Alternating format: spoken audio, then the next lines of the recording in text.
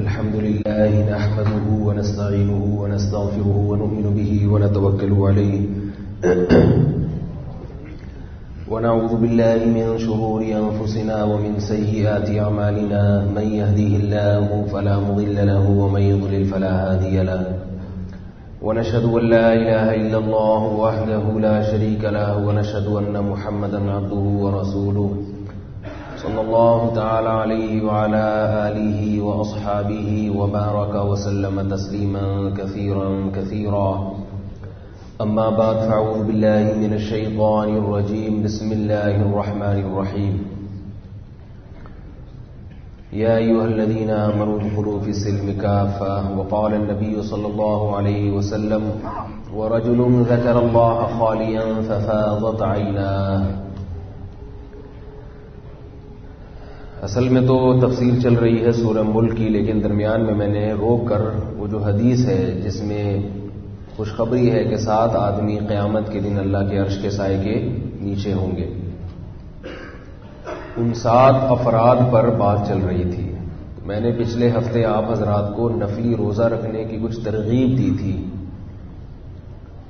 تو کتنے لوگ ہیں جنہوں نے رکھا؟ اگر ہاتھ کھڑا کریں ماشاءاللہ. اس میں ریا کی بات نہیں ہے، حوصلہ افزائی کے لیے. ماشاءاللہ آپ نے بھی رکھا، آپ نے بھی رکھے ماشاءاللہ. اور بھائی کوئی ہے؟ ماشاءاللہ. وہ تو آپ پہلے سے ہی رکھ رہے ہوں گے امتیاز بھائی آپ. تو آپ نے کتنے رکھے؟ ماشاءاللہ 1 رکھا، چلو اچھی بات ہے. اور وہ بھائی نے کتنے رکھے؟ 3. اور یہاں سے بھی ہاتھ کھڑا ہوا تھا نا. آپ نے کتنے رکھے؟ 1 اور 1 اور بتا دیں، اس میں کوئی ریا کی بات نہیں ہے. 4 رکھے، 3 رکھے، ترقی ہوئی ہے ماشاءاللہ. اصل میں بیان کرنا اور سننا آسان ہے، عمل کرنا تھوڑا سا مشکل کام ہے. ہم لوگ سن کے سن ہو جاتے ہیں. تو بیان جو ہے نا، بیان وہ مطلوب نہیں ہوتا، مقصد ہے عمل. بیان تو کبھی کوئی کرتا ہے کبھی نہیں کرتا، کبھی کسی کا بیان اچھا لگتا ہے کبھی نہیں لگتا. تو لیکن اپنے آپ کو انسان اگر کسی عمل کا عادی بنا لے، عمل کی عادت ڈال لے، اس کی برکتیں ہمیشہ جاری رہتی ہیں. آپ نے دیکھا ہوگا تبلیغ میں بار بار یہ بات بتائی جاتی ہے کہ بیان مقصد نہیں ہے. بڑے بڑے اجتماعات میں حضرت حاجی عبدالوہاب صاحب کا بیان ہوتا ہے، 1 حرف بھی سمجھ میں نہیں آتا. 2 سال پہلے میں کراچی اجتماع میں گیا تو حضرت حاجی صاحب کا بیان ہو رہا تھا، 2 گھنٹے بیان ہوا، 1 لفظ بھی سمجھ میں نہیں آیا. تو جب پورا بیان مکمل ہوا تو کوئی بزرگ تھے، وہ کھڑے ہوئے، انہوں نے تھوڑی سی اس کی تفسیر بیان کی کہ بھئی بیان ہوا کیا ہے. انہوں نے کہا بھئی یہ جو 2 گھنٹے بیان ہوا ہے نا، اس کا حاصل یہ ہے کہ دین ہماری زندگی میں بھی آ جائے اور ہمارے ذریعے سے ساری دنیا کے سارے انسانوں میں آ جائے. وہ یہی ہے.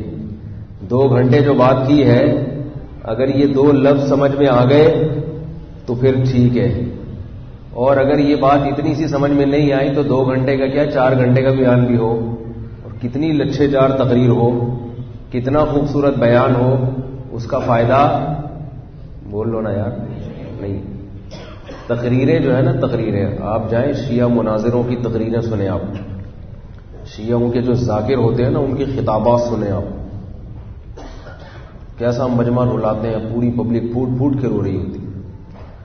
اور اس کے بعد پھر اور بھی لوگ ہیں جو بڑے لچھے دار تقریریں کرتے ہیں. آپ جائیں ان کی تقریریں سنیں، آدمی 2 فٹ اچھلنے شروع ہو جاتا ہے انسان. واہ واہ یہ عجیب. تو تقریریں کرنے والے تو بہت ہیں، اچھے بھی ہیں، ان میں مخلص بھی ہیں، ایسا نہیں کہ سارے غلط ہوتے ہیں. بعض خطیب ان من البیان لسحرا، حدیث میں آتے ہیں بعض بیان جادو ہوتے ہیں، جادو ایسا اثر رکھتے ہیں. تو لیکن زیادہ تر خطابت میں کیا ہوتا ہے کہ تقریریں سن کے عمل کے لحاظ سے بالکل زیرو، بالکل زیرو. ساری زندگی سنتے رہتے ہیں اور بس وہ لچھے دار تقریریں سننے کے عادی ہو جاتے ہیں. تو اپنے آپ کو عمل کا عادی بنائیں. سمجھ رہے ہیں؟ میں نے اپنے بزرگوں کو جو زندگی میں دیکھا ہے وہ ان میں سے کوئی بھی بڑا خطیب نہیں تھا جن سے میرا اصلاحی تعلق رہا ہے اور اب بھی ہے. ان میں سے کوئی بھی خطیب جتنا میں بول لیتا ہوں نا وہ اتنا بھی نہیں بولتے تھے. بولتے ہیں بلکہ اتنا بھی نہیں بولتے ہیں. ان کی تقریر ہوتی ہے 5 منٹ کی 10 منٹ کی.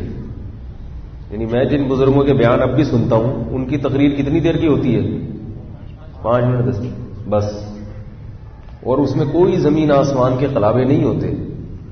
2-4 باتیں کریں گے مجلس ختم, پتلی گلی سے نکلو. لیکن یہ کہ وہ باتیں فوراً دل پہ ٹھا کر کے لگتی ہیں, کیونکہ جو بولنے والے ہیں ان کا عمل بھی ہوتا ہے. 4 باتیں ہوں گی مگر وہ پنجابی کی مثال ہے, گل ویلے دی تے پھل موسم تھا. موقع کی 2-4 باتیں ہوتی ہیں, اس میں اتنا اثر ہوتا ہے کہ مزہ آ جاتا ہے. بہت مزہ آتا ہے ان کی بات سننے میں. مزہ کیا, عمل کا جذبہ پیدا ہوتا ہے کہ کچھ عمل کرے انسان. ہمارے حضرت کا جو بیان ہوتا تھا وہ بہت ٹھہر ٹھہر کے, بیان تو لمبا ہوتا تھا 1 گھنٹہ, بہت ٹھہر ٹھہر کے بہت آرام آرام سے بیان کرتے تھے. جو عام طبقہ ہے نا وہ بور ہو جاتا تھا, ان کو مزہ نہیں آتا تھا, کیونکہ لوگ عادی ہوتے ہیں لمبی چوڑی لچھے دار تقریریں سننے کی. اور آخر وقت میں ہمارے حضرت کی جب آواز بیٹھ گئی تھی تو بولا ہی نہیں جاتا تھا. تو بہت سے لوگ حضرت کو چھوڑ کے بھاگ گئے, کہیں اور اصلاحی تعلق قائم کر لیا. حضرت نے اعلان بھی کیا تھا کہ بھائی میں تو اب ایسے ہی بات کروں گا, کسی کو سمجھ میں آئے نہ آئے, جس نے جانا ہے جائے. تو بہت سے لوگ چلے گئے. تو حضرت بعد میں فرمایا کرتے تھے یہ جو چھوڑ کے بھاگے ہیں نا لوگ, اجازت تو دی ہے میں نے, لیکن یہ اچھے لوگ نہیں ہیں. اچھے لوگ نہیں ہیں کہ ایک بزرگ ہے ساری زندگی ان سے اصلاحی تعلق رہا, بڑھاپے میں ان کو چھوڑ کے بھاگ گئے. تو عملی لحاظ سے وہ پھر کہیں ٹکتے نہیں ہیں. عملی لحاظ سے نا ایسے لوگ, اب جیسے دوست تبلیغ میں وقت لگا رہا ہو اور حاجی صاحب کا بیان شروع ہو تو وہ بھاگ جائے کہ یار میری سمجھ میں نہیں آ رہا. تو اس بھاگنے کی برکت ہوگی یا نحوست ہوگی؟ نحوست ہوگی. بھائی اتنی چیزیں سمجھ میں آئی ہیں اور اب کچھ نہیں بھی سمجھ میں آ رہا تو بس اللہ کی خاطر بیٹھے رہو. کیا خیال ہے؟ ٹھیک ہے بھائی, اللہ کی خاطر. اس محفل کی ایک برکت ہوتی ہے, اس کی ایک انوارات ہوتے ہیں. اور جہاں خطابت کے جوہر ہوتے ہیں تو جیسے گلوکار ہوتا ہے نا, گلوکار اچھا گاتا ہے تو لوگ سنتے ہیں, جب گلوکاری ختم ہوئی تو لوگ اس کو سننا چھوڑ دیا. تو یہ بزرگوں کے ساتھ بھی ہوتا ہے. اس لیے ایک بات خوب اچھی طرح کان کھول کے سن لیں, علم ایک الگ چیز ہے, علم تو علماء کے پاس حاصل ہوگا, لیکن جو روحانیت ہے, جو برکت ہے, وہ بوڑھے بزرگوں کے پاس بیٹھ کر جتنی حاصل ہوتی ہے نوجوان کے پاس بیٹھ کر اتنی حاصل, بول لو بھائی, نہیں ہے. حالانکہ میں بھی بوڑھا ہوا نہیں ہوں, پھر بھی یہ باتیں کر رہا ہوں میں آپ سے, اس لیے کہ نوجوان طبقے کو میں نے دیکھا ہے کسی جوان مولوی کے پاس تو بیٹھیں گے, کیونکہ جوان آدمی کے پاس باتیں بہت ہوتی ہیں. بوڑھے کے پاس نہیں بیٹھتے. جو بوڑھے بزرگ ہیں نا, بوڑھے علماء, ان کے پاس بیٹھ کے بور ہو جاتے ہیں, کیونکہ وہ بیچارے بولنے سے پہلے کافی دیر سوچتے ہیں. وہ جوانی میں جو طاقت ہوتی ہے وہ رہی نہیں ہوتی, پھر کھانستے بھی ہیں, پھر سنتے بھی اونچا ہیں. ایک دفعہ بات کرو گے سنائی نہیں دے گا حضرت جی کو, حضرت جی کے سامنے زور سے بولنا پڑے گا. لیکن جس جوان نے بوڑھے کی قدر کر لی, اللہ کے لیے کسی بوڑھے بزرگ عالم کی مجلس میں بیٹھنا سیکھ لیا, تو اللہ اس کو نواز دیتے ہیں. سمجھ رہے ہو کہ نہیں سمجھ رہے؟ اصل میں تو بوڑھے بزرگ ہی ہیں, ان کے ساتھ ان کی صحبت میں جا کے بیٹھا کرو. میں نے دیکھا ہے آج کل بوڑھے بزرگ بھی نہیں چل رہے, یعنی مارکیٹ میں قدر ہی نہیں ہے. قدر بھی نوجوانوں کی ہے جو ذرا لچھے دار تقریریں اور گھما پھرا کے باتیں کرنا جانتے ہیں. بوڑھے کے پاس بیٹھتے ہی نہیں. پہلے زمانے میں بوڑھے کی قدر جوانوں سے زیادہ ہوا کرتی تھی. سمجھ رہے ہو؟ یہ اتنا زیادہ تھا پہلے اس میں رواج کہ جوان لوگ اپنی داڑھی کو سفید کیا کرتے تھے, سفید رنگ لگا کے, تاکہ ہم دیکھنے میں کیا نظر آئیں. بول ہی نہیں رہے, بوڑھے ہو گئے ابھی سے آپ لوگ. تاکہ ہم دیکھنے میں کیا نظر آئیں, بوڑھے کچھ بزرگی نظر آئے ہمارے چہرے پر, تو لوگ احترام کریں گے. تو جوان اب لوگ اب جو ہے نا بوڑھے کالے کولے لگا کے جوان ہو رہے ہیں. ان کو پتا ہے بوڑھے لوگوں کی معاشرے میں قدر ہے ہی.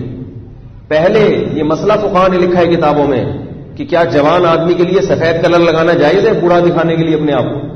تو مسلم معاشرے میں بوڑھوں کی, بزرگوں کی اتنی قدر تھی کیونکہ شریعت نے بزرگوں کے, بوڑھوں کے آداب بہت سخت بتائے ہیں. پھر لوگ عقل تھی نا اس میں, یہ جو کہتے ہیں نا ینگ جنریشن کے ذریعے انقلاب آئے گا, ینگ جنریشن کے ذریعے انقلاب نہیں آتا. ینگ جنریشن کے ذریعے شہوت پرستی خواہشات نفسانیہ کے دروازے کھلتے ہیں. انقلاب لانے والے ہمیشہ میچور لوگ ہوتے ہیں جن کی عمر 40 سے اوپر ہو چکی ہوتی ہے. انبیاء کو نبوت بھی 40 سال سے پہلے نہیں ملتی. اب مشکل باتیں شروع ہو گئی. انبیاء کو نبوت بھی 40 سال سے پہلے نہیں ملتی. اللہ لوگوں کا رہبر 40 سال سے پہلے بناتے ہی نہیں. اور ہم لوگ کیا کہتے ہیں کہ نئی نسل نئی قیادت آئے گی, بالکل جوان وزیر اعظم بنے گا 25 سال کا بچہ, بیڑا غرق کر دے گا پورے ملک کا. صرف علم کافی نہیں ہوتا, تجربہ بہت بڑی چیز ہے. انسان کو ٹھوکرے کھا کھا کے تجربے حاصل ہوتے ہیں, وہ میچور ہو جاتا ہے. 40 سال سے پہلے تو بچہ ہوتا ہے وہ. لیکن ہم دیکھ رہے ہیں کہ آج کل نوجوانوں کو خلافتیں بہت مل رہی ہیں. چھوٹی چھوٹی عمر کے بچوں کو خلافت مل جاتی ہے, وہ اپنی خانقاہ کھول کے بیٹھ جاتے ہیں. ان میں نہ اپنے بزرگوں کا ادب ہے نہ تمیز ہے. مانتے بھی ہیں تو صرف اپنے شیخ کو جن سے خلافت ملی ہے, باقی کسی بزرگ کا احترام ہی نہیں ہے. اس کے سامنے دوزانوں بیٹھنا, اس کی نصیحت سننا, ان کو اس میں تکلیف ہوتی ہے. 2 منٹ نہیں بیٹھ سکتے کسی بوڑھے کے پاس. جبکہ ہم نے اپنے بڑوں کو دیکھا ہے کہ جو نوجوانی کے عالم میں بھی وہ اپنے بوڑھوں کے سامنے, بزرگوں کے سامنے بہت دیر تک بیٹھے رہتے تھے, خاموش بیٹھے رہتے تھے, چپ بیٹھے رہتے تھے. بھائی ان کی محفل میں بیٹھنا بس برکت ہے. تو یہ چیزیں جو ہے نا, یہ بیانات سے نہیں آتی, یہ پریکٹیکل کرنے سے آتی ہیں. عملی طور پر بوڑھوں کے ساتھ کیا کیا کرو بھائی, بولو نا یار, بیٹھ.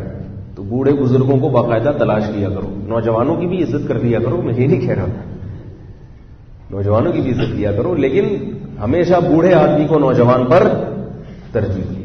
مسجد کا امام بھی بوڑھا رکھا کرو, امام بھی بوڑھا زیادہ اچھا ہوتا ہے. نوجوان آدمی کا تو کوئی بھروسہ ہی نہیں ہوتا, گیٹ اپ ہے, حقیقت بھی ہے کہ نہیں ہے. اور اگر کوئی بوڑھا نہیں مل رہا تو نوجوان بھی رکھ سکتے ہیں. ایسا نہ ہو کہ مجھے ہی نکال دیں یہ لوگ یہاں سے. اتنی باتیں کر رہا ہوں میں, لیکن ترجیح کس کو دینی چاہیے؟ بوڑھے کو, ہر چیز میں اس کی برکت زیادہ ہے. اور گھر میں اگر کوئی بوڑھا نہیں ہے تو وہ گھر نہیں. گھر میں کوئی نہ کوئی دادا دادی نانا نانی ہونا چاہیے, تاکہ اس کی کڑوی کسیلی سنو, برداشت کرو, اس سے اللہ کی رحمت نازل ہوگی. اس کو بوجھ نہ سمجھو بوڑھے کو, کیونکہ جب گھر میں نہیں ہوتا نا کوئی بزرگ, پھر انسان کو ہم سے پوچھو, ہم پہ کیا گزرتی ہے. میں اپنی والدہ کے ہاں جب سے ان کا انتقال ہوا ایک دفعہ بھی نہیں گیا, جایا نہیں جاتا. عجیب سی ایک وحشت ہونے لگتی ہے کہ وہ بوڑھی والدہ تھیں, اس گھر میں تھیں, ساری زندگی انہوں نے جس گھر میں گزاری, اب وہ در و دیوار سے جو ہے نا ایسے لگتا ہے در و دیوار کاٹ رہے ہیں. ایسے محسوس ہوتا ہے کہ بوڑھا ہی نہیں ہے گھر کے اندر. کوئی تو تھا کسی کے یعنی انسان اس کے پاس جا کے اپنے سر پہ ہاتھ رکھوا سکتا ہے, اس سے دعائیں لے سکتا ہے.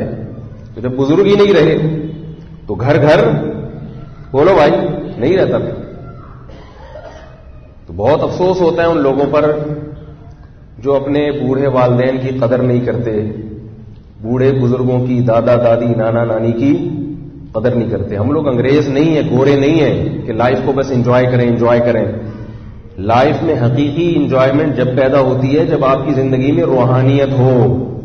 سمجھ رہے ہو, کسی کی کڑوی کسیلی الٹی سیدھی سنے اور برداشت کرے. انسان اپنے بڑوں کی سن سکتا ہے نا, چھوٹوں کی تھوڑی سنے گا. چھوٹا الٹی بات کرے گا تو ایک لگا دے گا تھپڑ کھینچ کے اس کو. ہمارے بچے ہمارے سامنے ذرا الٹی بات کر کے دیکھیں.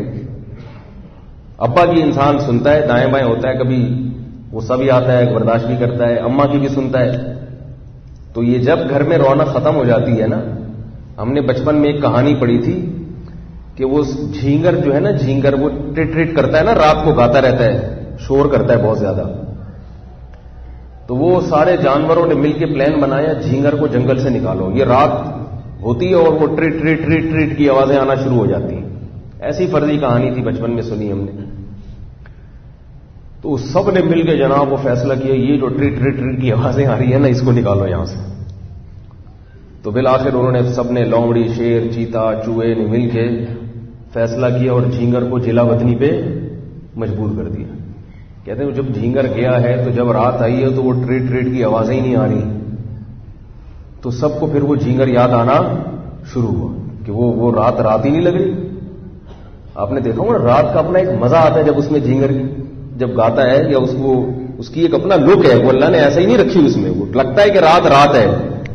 شہری زندگی میں تو نہیں ہوتا, آپ کبھی گاؤں دیہاتوں میں جا کے رہیں تو وہ آوازیں آتی ہیں اس کی, تو ان کو بڑا افسوس ہوا کہ یار یہ تو رات کا مزہ کیا ہو گیا, خراب ہو گیا. تو وہ دوبارہ اس کو منا کے لے کر آئے. تو اسی طرح بوڑھا جو ہے نا, بوڑھا وہ شور مچاتا ہے, وہ کبھی ڈانٹتا ہے, کبھی یہ کرتا ہے, کبھی کھانس رہا ہے, کبھی اس کو ڈاکٹر کے پاس لے کے جا رہے ہیں, کبھی, لیکن اس کی وجہ سے جو اللہ کی رحمتیں گھر میں نازل ہوتی ہیں, اس کی وجہ سے جو اللہ کی برکتیں گھر میں نازل ہوتی ہیں, اس پر آپ کو پیسہ بھی خرچ کرنا پڑتا ہے, اس کی دعائیں بھی آپ لیتے ہو. تو جب وہ چلا جاتا ہے تو پھر وہ ساری برکتیں اور اس خیر سے آپ ہمیشہ کے لیے محروم ہو جاتے ہیں. تو اس لیے اپنے آپ کو گورے نہ سمجھا کرو بھائی, ہم مسلمان ہیں, مسلمانوں والی زندگی گزارو, اور ان بوڑھوں کی گھر میں قدر کیا کرو, بوڑھے عالم کی, بوڑھے بزرگ کی قدر کیا کرو, ان سے دعائیں لیا کرو جا کے. سمجھ رہے ہو؟ تو خیر بات میں موضوع تو کچھ اور تھا, یہاں بات آ گئی. تو میں یہ عرض کر رہا تھا کہ میں نے پچھلے درس میں تھوڑی ترغیب دی کہ کچھ نفلی روزوں کا گھروں میں معمول بنائیں. تو جن لوگوں نے نہیں بنایا وہ تھوڑی سی اب ہمت کر لیں. سردیوں کے روزے حدیث میں آتا ہے, سردی کا روزہ ایسا ہے جیسے بغیر جنگ کے مال غنیمت. ایک تو لوگ مجھے کہتے ہیں دسمبر کا مہینہ بغیر سویٹر کے آپ بیان کیوں کر رہے ہو؟ دسمبر بھی نہیں, اب تو جنوری کی 8 تاریخ ہے نا. تو لوگوں کو پتہ نہیں, یہ کراچی ہے, کراچی میں پوری سردیاں بغیر سویٹر کے گزر جاتی. تو یہ مری نہیں ہے, مطلب پنجاب میں سردی زیادہ ہوتی ہے, کراچی میں گزر جاتی ہیں سردیاں. آپ لوگوں نے تو سویٹر بھی پہنا, جو تعجب ہو رہا ہے کیوں پہنا ہوا ہے, دیکھو یہ ایسے سائبیریا سے آ رہے ہیں, اتنی موٹی جیکٹ پہنی ہے. تو کراچی میں چلتا ہے. تو سردی کا جو روزہ ہے حدیث میں آتا ہے ایسے ہے جیسے بغیر جنگ کے مال غنیمت. مال غنیمت حاصل کرنے کے لیے جنگ لڑنی پڑتی ہے, تو روزے کا ثواب حاصل کرنے کے لیے بھوکا پیاسا رہنا پڑتا ہے. اور سردیوں میں نہ زیادہ بھوک لگتی ہے اور نہ زیادہ پیاس. بھوک اس لیے کم لگتی ہے کہ دن چھوٹے ہوتے ہیں, ویسے تو سردی میں بھوک زیادہ لگتی ہے لیکن دن بہت چھوٹے ہوتے ہیں. اور بھوک برداشت کرنا آسان ہے, پیاس برداشت کرنا مشکل ہے. سردیوں کے روزے میں پیاس لگتی نہیں ہے. تو اس لیے عادی بنائیں اپنے آپ کو روزہ رکھنے کا. روزے کے اتنے فضائل ہیں کہ ثواب تو بہت بڑی چیز ہے. آپ کو صرف جسمانی صحت ہی کا پتہ چل جائے نا روزہ رکھنے میں, تو لوگ صرف صحت کے لیے روزے رکھنا شروع کر دیں. میں نے عرض کیا تھا نا پچھلے ہفتے, بھوکا رہنے سے انسان بیمار نہیں ہوتا, کھانے سے بیمار ہوتا ہے. تو ہمارے نبی کی سنت, تمام پیغمبروں کی سنت, روزے رکھے ہیں. داؤد علیہ السلام نے پوری زندگی ایسے روزہ رکھا ہے کہ ایک دن روزہ ایک دن ناغا, ایک دن روزہ ایک دن ناغا, ایک دن روزہ ایک دن ناغا. تو گھروں میں معمول بنائیں. دیکھو ایک بات خوب یاد رکھو کہ جب انسان اپنے آپ کو اچھے کاموں میں مشغول نہیں کرتا تو خود بخود برے کاموں میں مشغول ہوگا. یہ جو لوگ کہتے ہیں نا ہم سے گناہ نہیں چھوٹتے, ہم سے یہ الٹا کام نہیں چھوٹتا, ہوگا آپ بھائی فارغ کیوں بیٹھتے ہو؟ جب اچھا کام نہیں کرو گے تو الٹا کام لازمی ہوگا, کیونکہ اللہ نے قرآن میں فرمایا فَأَلْهَمَهَا فُجُورَهَا وَتَقْوَاهَا. اللہ نے انسان کو 2 راستے دیے, گناہ کا اور نیکی کا. اس سے پتہ چلا درمیان کا راستہ نہیں ہے. یا تو نیک بنو گے, نیک نہیں بنے تو کیا بنو گے؟ گناہگار بنو گے. انسانوں میں یہ نیوٹرل والی نسل نہیں ہے کوئی کہ نہ یہ اچھا ہے نہ یہ برا ہے, بس یہ ویسے ہی ہے. ویسے ہی کوئی نہیں ہوتا, یا تو اچھا ہوتا ہے یا برا ہوتا ہے. تو اگر اچھے نہیں بنو گے تو خود بخود کیا بن جاؤ گے؟ برے بن جاؤ گے. تو اچھا بنانے کے لیے اپنے آپ کو نیکی کے کاموں میں مشغول رکھنا پڑے گا. یہ جو غلط قسم کی ایکٹیویٹیز میں لڑکے مبتلا ہو جاتے ہیں, اپنے ہاتھ سے اپنی صحت اور توانائی کو برباد کرنا شروع کر دیتے ہیں اور ناجائز اور حرام کاموں میں لگ جاتے ہیں, ان سے میں کہتا ہوں کہ بھائی اپنے آپ کو 24 گھنٹے کیا کرو؟ مصروف کر لو, مصروف کر لو اپنے آپ کو. اور ایسے کام میں مصروف نہ کرو کہ دل ہی نہ لگے اس کام میں, پھر تو اور بوریت ہوگی اور چھوڑ چھاڑ کے بھاگ جاؤ گے. مصروف ایسے کام میں کرو جس میں دلچسپی بھی ہوتی ہے. نماز تو پڑھنی ہے 5 ٹائم, اس میں مصروفیت تو نکالنی ہے, وہ تو مزہ آئے یا نہ آئے. ایک اور مصروفیت بڑھاؤ گے, روزہ رکھو. روزے میں 2-4 دن تکلیف ہوگی, اس کے بعد انشاءاللہ عادی ہو جاؤ گے, پھر روزہ رکھنے میں مزہ آنا شروع ہو جائے گا. اتنا اسٹیمنا بڑھتا ہے انسان کا, بھوکا پیاسا رہنے کی عادت بڑھتی ہے. اور اگر روزہ رکھنا مشکل ہے تو اور کسی اچھے کام میں لگا لو اپنے آپ کو، کسی جو ہے نا وہ کسی علمی کام میں لگا لو کہ کچھ سیکھنا شروع کر دو. کچھ نہیں تو انگلش لینگویج ہی سیکھنا شروع کر دو، عربی لینگویج سیکھنا شروع کر دو، کسی سینٹر میں ایڈمیشن لے لو، کچھ آگے بڑھنے کی کوشش کرو. اور جوان آدمی روزانہ ایکسرسائز کرے، اپنے آپ کو ایکسرسائز میں اتنا تھکا دے کہ جب بستر پہ شام کو سونے کے لیے لیٹے رات کو تو بس لیٹتے ہی اس کو نیند آ جائے. کیونکہ آج کل جسمانی ورزش نہیں ہے اور انڈے پراٹھے اسی حساب سے کھائے جا رہے ہیں. جب وہ انڈے پراٹھے کھاؤ گے اور نہ نکاح کی طرف توجہ ہے اور نہ جناب ایکسرسائز کی بھرپور ایکسرسائز ہوتی ہے تو وہ پھر شیطانی کاموں میں وہ ساری انرجی، بولو بھائی، ساری انرجی شیطانی کاموں میں صرف ہوتی. تو باڈی بلڈنگ کرنے کے، جم جانے کے دو فائدے ہوتے ہیں نوجوان کو. ایک فائدہ تو یہ ہوتا ہے کہ جو انڈے پراٹھے اس نے کھائے ہوئے ہیں نا وہ سارے صحیح جگہ لگ جاتے ہیں، مسل بنانے میں، گروتھ میں لگ جاتے ہیں، انرجی ساری ادھر سر ہو جاتی ہے. اس لحاظ سے بھی گناہ سے حفاظت ہوتی ہے. دوسرا فائدہ یہ ہوتا ہے کہ جب جم جانے والا نوجوان اس کی صحت بننا شروع ہوتی ہے، وہ دیکھتا ہے شیشے میں کھڑے ہو کر پہلے کیسا تھا، پہلے میری شیو یوں تھی.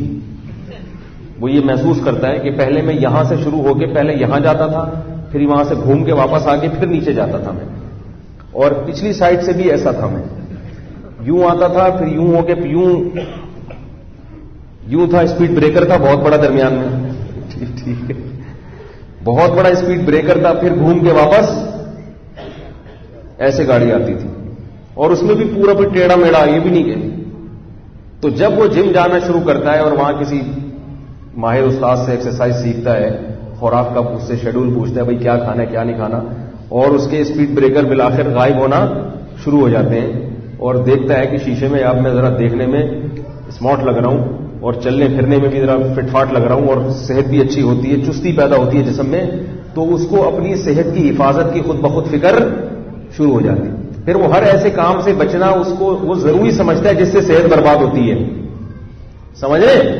تو ایک جذبہ پیدا ہو جاتا ہے نا. ابھی تو مرداروں کی طرح پڑا ہوا ہے، سو رہا ہے تو سوتا ہی چلا جا رہا ہے اور جاگ رہا ہے تو پھر سونے کا نام نہیں لیتا، ساری رات انٹرنیٹ پہ بیٹھا رہتا ہے اسکرین کے سامنے، آنکھیں بھی خراب کر رہا ہے، کمر بھی خراب کر رہا ہے. یہ جو انٹرنیٹ پر گھنٹوں گھنٹوں بیٹھتے ہیں اس سے کمر کیا ہو جاتی ہے؟ خراب ہو جاتی ہے. تو جوانی ہے، ایک خاتون ہے اپنے شوہر سے پریشان ہے، ان کا شوہر بہت غلط ایکٹیویٹیز میں لگا ہوا ہے، بہت الٹے کاموں میں لگا ہوا ہے اور عورتوں کے چکر میں، ناجائز دوستیوں میں، بیچاری بہت پریشان. فون کیا بار بار کہ رو رہی ہے کہ میرا میاں ہے. وہ میاں کو ہر طرح سے سمجھا کے دیکھ لیا، اس کا میاں سدھرنے کا نام نہیں لے رہا. تو میں نے اس خاتون کو کہا صبر کرو، تھوڑے دن میں بڈھا ہو جائے گا. تھوڑے دن میں کیا ہو جائے گا؟ بڈھا ہو جائے گا. کب تک جوان رہے گا ہے بھائی؟ شاعر نے کہا نا کب تک چھپو گے پیڑوں کی آڑ میں، کبھی تو ملو گے لنڈا بازار میں، کبھی نہ کبھی تو لنڈا بازار میں ڈیفنس والے بھی آتے ہیں، کلفٹن والے بھی آتے ہیں، کیونکہ مال وہی ہے مگر سستے ریٹ میں مل رہا ہے. کون پاگل ہے جو لنڈا بازار میں جائے گا بھائی؟ اس کو پھر آپ شاپر میں پیک کر کے اس طریقے کر کے لٹکا دیں، کوئی تاریخ روڈ سے خریدا ہے. تو شاعر نے بڑی پیاری بات کی، کب تک چھپو گے پیڑوں کی آڑ میں، کبھی تو ملو گے لنڈا بازار میں. تو اسی طرح یاد رکھو جوانی میں کر لو جو کرنا ہے، لگا لو دوستیاں. کب تک؟ کچھ وقت کے بعد جسم میں صحت ختم، پھر کیا کرے گا؟ پھر بیٹھا رہے گا. تو یہ خر مستیاں تو خود بخود چھوٹ جاتی ہیں تھوڑے دنوں میں. یہ تو اللہ نے جوانی میں امتحان رکھا ہے کہ اپنی مرضی سے چھوڑ دو گے تو ثواب ملے گا، جب اللہ چھڑوائے گا تو پھر ثواب نہیں ملے گا. حسرتیں الگ، جوانی کو یاد کر کے ہائے ایسے تھے، ہائے یوں تھے، ہائے یہ ہوا تھا، ہائے یہ ہوا تھا، اور کچھ کرنے کی قوت ہی جسم میں نہیں بچی اور باڈی میں وہ اٹریکشن بھی ختم ہو جاتی ہے کہ لوگ آپ پہ مرے آ کے. وہ ایک گلوکار تھا نا، جوانی میں بڑے زبردست گانے گایا کرتا تھا، آہستہ آہستہ بوڑھا ہوا تو ظاہر ہے وہ آواز میں بھی دم ختم ہو گیا اور بتی سی لگ گئی. تو جب وہ اسٹیج پہ کھڑا ہو کر گانا گاتا تو وہ بتی سی گر جاتی، ذرا سا زور لگاتا نا کسی گانے کے کسی بول پہ تو بتی سی نیچے گر جاتی. بیچارہ جھکتا اٹھاتا پھر گانا گانا شروع کرتا تو پھر بتی سی گر جاتی. 2-3 دفعہ ایسا ہوا تو کسی نے کہا کہ بھائی گانا گاؤ، کیسٹ کیوں بار بار تبدیل کر رہے ہو یار؟ تمیز سے گاؤ گانا، یہ کیسٹ بار بار کیوں چینج ہو رہی؟ تو کیسٹیں چینج ہونا شروع ہو جاتی ہیں.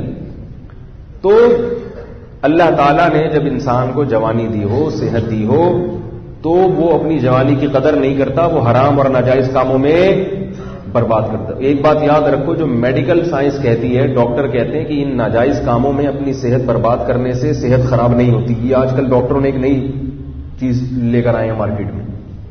ڈاکٹر نے یہ بھی ایک نئی چیز نوجوانوں کو اور برائیوں میں لگا دیا انہوں نے، کہ اپنی خواہش کو غلط طریقے سے پورا کرنے سے صحت خراب نہیں ہوتی. یہ 100% غلط ہے، صحت اس سے خراب ہوتی ہے. تو یہ ڈاکٹروں کی یہ بات قابل قبول نہیں ہے. اور یہ ڈاکٹروں ہی کی بات میں آپ کو نقل کر رہا ہوں کہ جو ماہر ڈاکٹر ہیں، جن کی ریسرچ ہے ان چیزوں میں، وہ کہتے ہیں کہ برباد ہو جاتی ہے صحت انسان کی، گروتھ نہیں ہوتی اس کی، اور صحت نہیں بن پاتی. تو جو حلال ہے وہ حلال ہے، جو حرام ہے وہ نیچر کے خلاف ہے.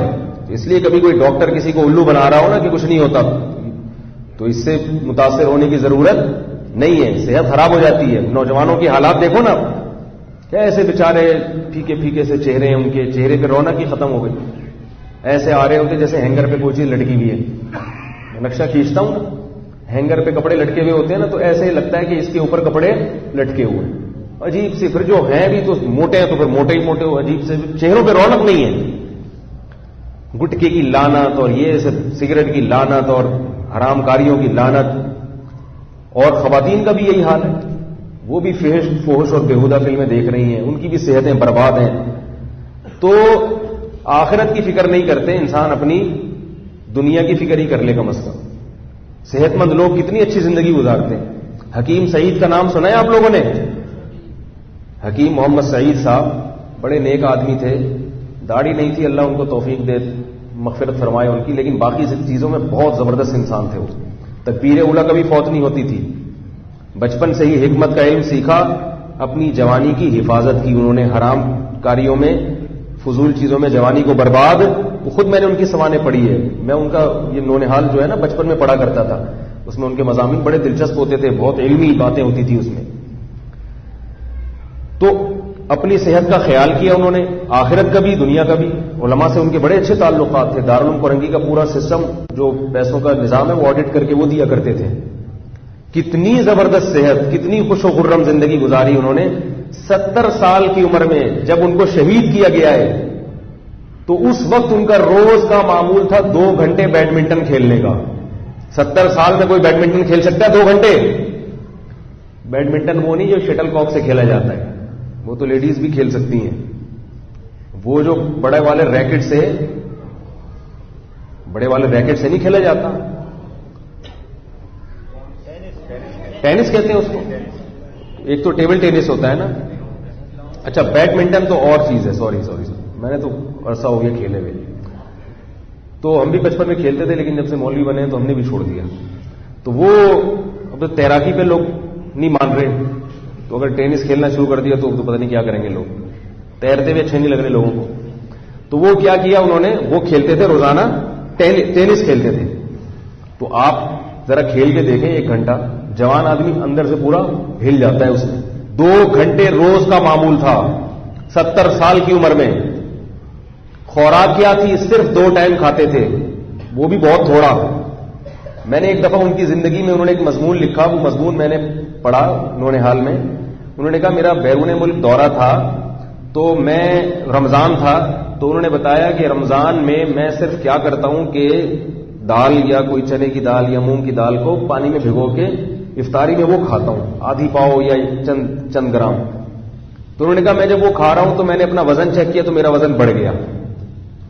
تو انہوں نے اس پہ لکھا کہ دیکھو اس سے پتہ چلتا ہے کہ انسان کو صحت مند رہنے کے لیے کتنی کم خوراک چاہیے.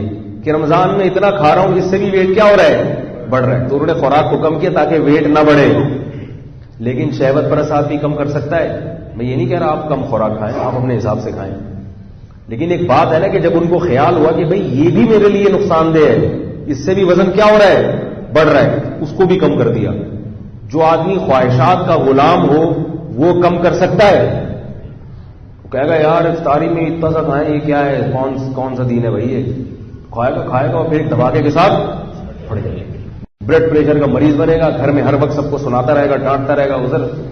تو عجیب زندگی، بے رب سی، بے تکی سی، دیندار ہو یا بے دین ہو، سب کی یہی حالت. ایک الٹی سیدھی بے تکی زندگی ہے. صحابہ کرام کی زندگی دیکھیں، کیسی خوبصورت زندگی تھی ان کی، کتنی اچھی صحتیں تھیں ایک بادشاہ نے رسول اللہ صلی اللہ علیہ وسلم کے پاس ایک حکیم بھیجا گفٹ کے طور پہ، تحفے کے طور پر. ایک ڈاکٹر بھیجا اس زمانے کا کہ یہ فری میں علاج کرے گا. کس کا؟ صحابہ کا. ہمارے محلے میں کوئی ڈاکٹر آ جائے خوشی سے سارے بے ہوش ہو جاتے ہیں کہ یار ڈاکٹر فری میں علاج کر رہے ہیں. کیمپ لگ جاتا ہے، اس کے پاس لمبی لائن لگ جاتی ہے. تو اس کا بھی یہی خیال تھا بادشاہ کا، غالباً نجاشی تھا یا کوئی اور بادشاہ تھا، مجھے نام یاد نہیں ابھی اس کا ذہن میں. تو اس نے گفٹ بھیجا ایک طبیب کہ ہمارے ہاں کا مایا ناز طبیب ہے. اس زمانے میں ڈاکٹر طبیب ہوا کرتے تھے، یونانی تھے، تو یہ علاج کرے گا. اس کا خیال تھا یہ بڑے خوش ہوں گے. تو وہ سارا دن بیٹھ کے مکھیاں مارتا رہتا تھا. وہ طبیب جو تھا نا سارا دن بیٹھ کے کیا کرتا رہتا تھا؟ بیماری نہیں ہوتا تھا کوئی، بہت کم کیسز آتے تھے بیماری. تو اس نے تجزیہ کیا کہ یہ کیا وجہ ہے کہ بیماری نہیں ہوتے یہ لوگ. تو اس کی رپورٹ جو اس نے پیش کی نا، جیسے رپورٹ کرتے ڈاکٹر لوگ، رپورٹ پیش کی. رپورٹ میں یہ کہ یہ لوگ جب تک سخت بھوک نہ لگے کھاتے نہیں ہیں، جب تک شدید ان کو یہ نہیں کہ ہماری طرح کوئی سموسہ آ گیا تو اٹھا کے منہ میں ڈال دیا، چلو چلتے پھرتے یہ رول بھی اٹھا کے کھا لو. چلو یار اب کھانا تو کھا لیا ہے میں نے، لیکن اب یہ اتنی اخلاص سے کہہ رہے ہیں تو چلو دوبارہ سے کھا لو، ٹھیک ہے نا. تو وہ اس نے کہا کہ ان کو جب تک شدید بھوک نہیں لگتی یہ کھاتے نہیں ہیں، اور تھوڑی سی بھوک باقی ہوتی یہ کھانا چھوڑ دیتے ہیں. ابھی بھوک تھوڑی سی باقی ہوتی ہے یہ کھانا چھوڑ دیتے ہیں. کیونکہ رسول اللہ صلی اللہ علیہ وسلم نے ارشاد فرمایا مومن شہوت پرست نہیں ہوتا. حدیث میں آتا ہے کہ ایک شخص رسول اللہ صلی اللہ علیہ وسلم کی خدمت میں آیا، غیر مسلم تھا، کافر تھا. آپ نے اس کو دودھ کا پیالہ پیش کیا اکرام کے طور پر. اس نے دودھ پیا، آپ نے فرمایا اور، اس نے کہا اور. آپ نے دوسرا پیالہ پیش کیا، 7 پیالے پی لیا دودھ کے. وہ کتنے پیالے؟ آپ نے اور پیش کیا، اس نے فرمایا بس شبیہ تو سیر ہو گیا. پھر اللہ نے اس کو توفیق دی، کلمہ پڑھا، اسلام قبول کیا اس نے. اگلے دن دوبارہ آیا، آپ صلی اللہ علیہ وسلم نے دودھ کا پیالہ پیش کیا. بھوکا تھا، اس نے دودھ پیا، 1 پیالہ پی گیا. آپ نے فرمایا دوسرا، فرمایا قد شبیہ تو بس سیر ہو گیا. حالانکہ اس نے یہ بیان نہیں سنا نبی کا کہ مومن کیا کرتا ہے؟ کم کھاتا ہے. یہ سنا اس نے؟ نہیں سنا. ایمان کی برکت کہ خود بخود خواہشات نفسانیہ میں قناعت پیدا ہوگی. بس 1 پیالہ جب ہے پیٹ کیا ٹھوستے چلے جاؤ. کیونکہ جو شہوت پرست آدمی ہے نا تو وہ تو مزوں کے لیے کھاتا ہے، بس کھاتے رہو چٹخانے لیتے رہو. مومن کھاتا ہے، وہ بھی لذت کی چیزیں کھاتا ہے، مگر کھاتا کس سے؟ اعتدال سے. بھائی کل دوبارہ کھا لیں گے، کیا خیال ہے؟ تو اس موقع پر آپ صلی اللہ علیہ وسلم نے فرمایا کہ المؤمن یأکل فی معن واحد والکافر یأکل فی 7 امعاء. کافر 7 آنتیں بھر کے کھاتا ہے اور مومن صرف 1 آنت بھرتا ہے. اور آج ہماری حالت دیکھیں، کھائے جا رہے ہیں، پھر بالآخر جب بالغ ہوتے ہیں تو بہنوں کی وراثت بھی کھا جاتے ہیں، پھر جائیدادیں کھا جاتے ہیں، پھر پلاٹ کھا گئے، رک ہی نہیں رہے، کھاتے کھاتے بالآخر قبر پھر ہمیں کھانا شروع کر دیتی ہے. نبی صلی اللہ علیہ وسلم نے فرمایا نا کہ انسان جو ہے نا اس کی ہوس ایسی ہے کہ آپ صلی اللہ علیہ وسلم نے فرمایا کہ لو کان لابن آدم وادیا من ذهب احب ان يكون له وادیان ولن يملأ فاه الا التراب. کہ ابن آدم کو اگر سونے کا بھرا ہوا ایک جنگل دے دیا جائے، وادی دے دی جائے، تو وہ اس پہ مطمئن نہیں ہوگا، وہ چاہے گا کہ مجھے اس جیسی ایک اور مل جائے. فرمایا قبر کی مٹی کے علاوہ کوئی بھی چیز اس کا منہ نہیں بھر سکتی. تو یہ بات میں اس لیے کر رہا ہوں کہ تھوڑا سا نا اپنے آپ کو عادی ڈالیں خواہشات کی مخالفت کی. ہر وہ کام جس کا دل چاہ رہا ہو وہ نہ کر لیا کریں. بعض کام ایسے بھی کیا کریں جو آپ کی خواہشات کے دل چاہ رہا ہے صبح کہ نہیں روزہ رکھوں گا، بسم اللہ کر کے روزہ رکھوں. کیا خیال ہے بھائی؟ نہیں چاہ رہا ایسے رکھے گا، جاؤ نفس کو بولو، لڑو نا نفس سے. آپ دل نہیں چاہ رہا آج تو رکھے گا. جس دن دل نہیں چاہ رہا اسی دن کیا ہوگا؟ جس دن دل چاہ رہا ہے کہ دل نہیں چاہ رہا نماز پڑھنے کا، آج تو پڑھے گا. کیا خیال ہے؟ آج تو کیا ہوگا؟ آج تو ہم پڑھے گا. یہ ہم پڑھے گا جو ہے نا، یہ مکرانیوں کی زبان ہے، کیونکہ یہ اسٹائل مکرانیوں پہ سوٹ کرتا ہے، اور اسی کے اسٹائل میں نفس کو سمجھاؤ گے تو نفس بات مانے گا. تو اگر آپ نے شرافت سے نفس سے بات کی کہ آپ پلیز آج روزہ رکھ لیجئے، ہیں بھائی، اگر آپ نہیں رکھیں گے تو کیا ہوگا کہ آخرت کی ترقی میں آپ پیچھے رہ جائیں گے. اگر آپ آج نماز نہیں پڑھو تو نہیں سمجھ میں آتا. بدماشی کی زبان اور ہوتی ہے، محبت کی زبان اور ہوتی ہے. نفس، اپنا نفس جو ہے نا بدماشی کی زبان سمجھتا ہے. اپنے آپ کو جب تک بدماشی سے بات نہیں کرو گے بات نہیں مانے گا. دوسرے سے تمیز سے بات کرو، اپنے آپ سے کبھی تمیز سے بات مت کرو. تنہائی میں بیٹھ کے اپنے آپ کو گالیاں بھی دیا کرو. حقیقت ہے. بولے تو ساری زندگی تیری گزر گئی، تو نے تیر کیا مارا ہے اب تک؟ حقیقت ہے. ہم میں سے ہر شخص اپنا گریبان جھانک کے دیکھے. بولے بھائی کوئی 20 سال کا ہو گیا، کوئی 30 سال کا ہو گیا، کوئی 35 سال کا ہو گیا، کوئی 40 سال کا، تو نے زندگی میں کیا تیر مارا ہے؟ 2-4 نیکی کے کام تو ہر آدمی کر لیتا ہے. تیر کیا مارا ہے؟ لوگ کہاں سے کہاں پہنچ گئے اور تو نے کیا تیر مار دیا؟ اپنی عبادت دیکھ، تو سخاوت دیکھ، کتنی تو نے رشتہ داری میں جوڑنے میں کتنا بڑا کردار ادا کیا. تو نے بہنوں بھائیوں پہ خرچ کرنے میں تو نے کیا تیر مارا ہے؟ کتنے مدرسے بنا دیے تو نے. تو اپنے آپ کو تھوڑا سا کیا کرنا چاہیے؟ تانے دینے چاہیے. اس سے انسان تھوڑا سا، فطرت عجیب ہے، دوسرے کی آنکھ کا بال بھی اس کو نظر آتا ہے اور اپنی شہدیر بھی اس کو نظر نہیں آتا. حکیم الامہ نے بڑی پیاری مثال دی ہے. کسی نے کہا کہ حضرت مجھے اپنی برائی تو برائی لگتی نہیں، وہی برائی دوسرے میں ہو تو بڑا غصہ آتا ہے. تو انہوں نے فرمایا یہ انسان ایسے ہی نالائق ہے. فرمایا دیکھو مثال تو بڑی عجیب ہے. فرمایا جب بیت الخلاء میں بیٹھتا ہے نا آدمی، اپنی بدبو اس کو محسوس ہوتی ہے، اور جیسے ہی واش روم میں آپ داخل ہو کوئی دوسرا نکل کے آیا کیسے ناک پکڑ کے باہر آ جاتے ہیں. تو بھائی آپ بھی تو یہی گل کھلا کے آئے تھے. آپ نے وہاں کوئی مشک و عنبر کی خوشبو بھی کھیری تھی. وہاں جو آپ نے رپورٹ پیش کی تھی وہی رپورٹ وہی پیش کر رہا ہے. اس کی رپورٹ اتنی گندی، اور اپنی رپورٹ میں گھنٹے گھنٹے لیٹرین میں بیٹھا رہتا ہے، اٹھتا ہی نہیں ہے. لوگ باہر دروازہ بجا رہے تھے، بھائی نکلو بھائی نکلو بھائی، بدبو سے ہی نکل آؤ بھائی. تو یہ اس سے کیا پتا چلتا ہے؟ انسان کو اپنی گندگی بری نہیں لگتی اور دوسرے کی تھوڑی سی گندگی بھی بہت بری لگتی ہے. یہی حال انسان کے اعمال کا ہے. اپنا جھوٹ، اپنی غیبت، اپنی سستی یہ بری نہیں لگتی. دوسرا ذرا سا غلط کام کرے گا تو ایک دم تل ملا جائے گا. ہاں یہ تو دنیا میں کیا ہو رہا ہے، لوگ ایسے ہیں، لوگ یوں ہیں. علماء نے لکھا ہے کہ جب تک انسان دین میں مضبوط نہ ہو جائے تو لوگوں کو برا بھلا کم از کم نہ کہے. جب دین میں مضبوط ہو گیا پھر وہ تبصرہ کرے کہ بھئی معاشرہ غلط طرف جا رہا ہے. کیونکہ جب انسان دین میں مضبوط نہیں ہوتا، اپنے اندر بہت زیادہ برائیاں ہیں اور وہ یہ کہنا چاہیے یار زمانہ ایسا ہے، لوگ ایسے ہیں، تو اپنے آپ سے کیا ہو جاتا ہے؟ غافل. پھر اپنی اصلاح سے کیا ہو جاتا ہے؟ غافل. تو اس لیے اب میں وہ حدیث کی طرف آتا ہوں. بات کہاں سے کہاں چلی گئی، جلدی سے اس کو سمیٹتا ہوں. تو آپ صلی اللہ علیہ وسلم نے جو 7واں شخص بتایا نا کہ جس کو جنت کی ضمانت ملے گی. کوئی صاحب تھوڑا سا پانی لے آئیں گے؟ صاف پانی آپ لے آئیں. یہ والا پانی نہیں لے کر آنا یار، ہمارے گھر سے لے آئیں گے فلٹر. تو یہ والا جو پانی ہے نا یہ H2O نہیں ہے. یہ وضو کے لیے تو ٹھیک ہے، باقی یہ ہائیڈروجن پر آکسائڈ. بولو نا بھائی، لیاری کے پانی کا فارمولا تو معلوم ہے نا. ایک لیاری میں کسی استاذ نے پوچھا لیاری والوں سے کہ پانی کا فارمولا کیا؟ اس نے کہا H2N ABCD4Cl NaCl کر کے. تو اس نے کہا بھائی یہ پانی کا تو نہیں. اس نے کہا لیاری کے پانی کا یہ فارمولا ہے. اس میں ہائیڈروجن اور آکسیجن کے علاوہ بھی کیا ہے؟ بہت کچھ ہے. تو وہ جو ایک زمانے میں پانی کا فارمولا سائنسدانوں نے بتایا تھا نا ہائیڈروجن پر آکسائڈ، وہ نہیں ہے، وہ چینج ہو چکا ہے. تو نبی صلی اللہ علیہ وسلم نے کیا فرمایا؟ پہلے تو ہمت کر لیں روزہ رکھنے کی. یہ ترغیب دے رہا تھا میں کس پر؟ تھوڑا سا اپنے آپ کو روزوں کا. روزے سے انسان بے حیائی سے بچتا ہے. روزہ رکھ کے بد نظری سے بچنا بہت آسان ہوتا ہے. روزہ نہیں رکھیں گے تو خواہشات، تو پھر نظر بھی خراب ہوتی ہے انسان کی. تو جو خاص طور پہ شہوانی گناہوں میں مبتلا ہے، انٹرنیٹ پر بےہودہ فلمیں دیکھنے کے عادی ہیں یا اور غلط چیزوں میں پڑے ہوئے ہیں، تو وہ لوگ، ان کے لیے روزہ کیا ہے؟ بہترین ڈھال ہے. وہ روزوں کا عادی بنائیں اپنے آپ کو. دیکھو کیسے گناہ چھوٹتے ہیں، اور یہ دماغ سے نکال دیں کہ آپ کی صحت کیا ہوگی؟ خراب ہوگی. صحت خراب نہیں ہوتی. صحت جب خراب ہوتی ہے جب آپ پورے سال روزے رکھیں. بھائی آپ چند دن روزہ رکھ کے پھر ناغش کر لیں، پھر رکھنا شروع کر دیں، پھر ناغش کر لیں، پھر رکھنا شروع کر دیں. تو نہ صرف یہ کہ صحت خراب نہیں ہوگی بلکہ اور زیادہ اچھی.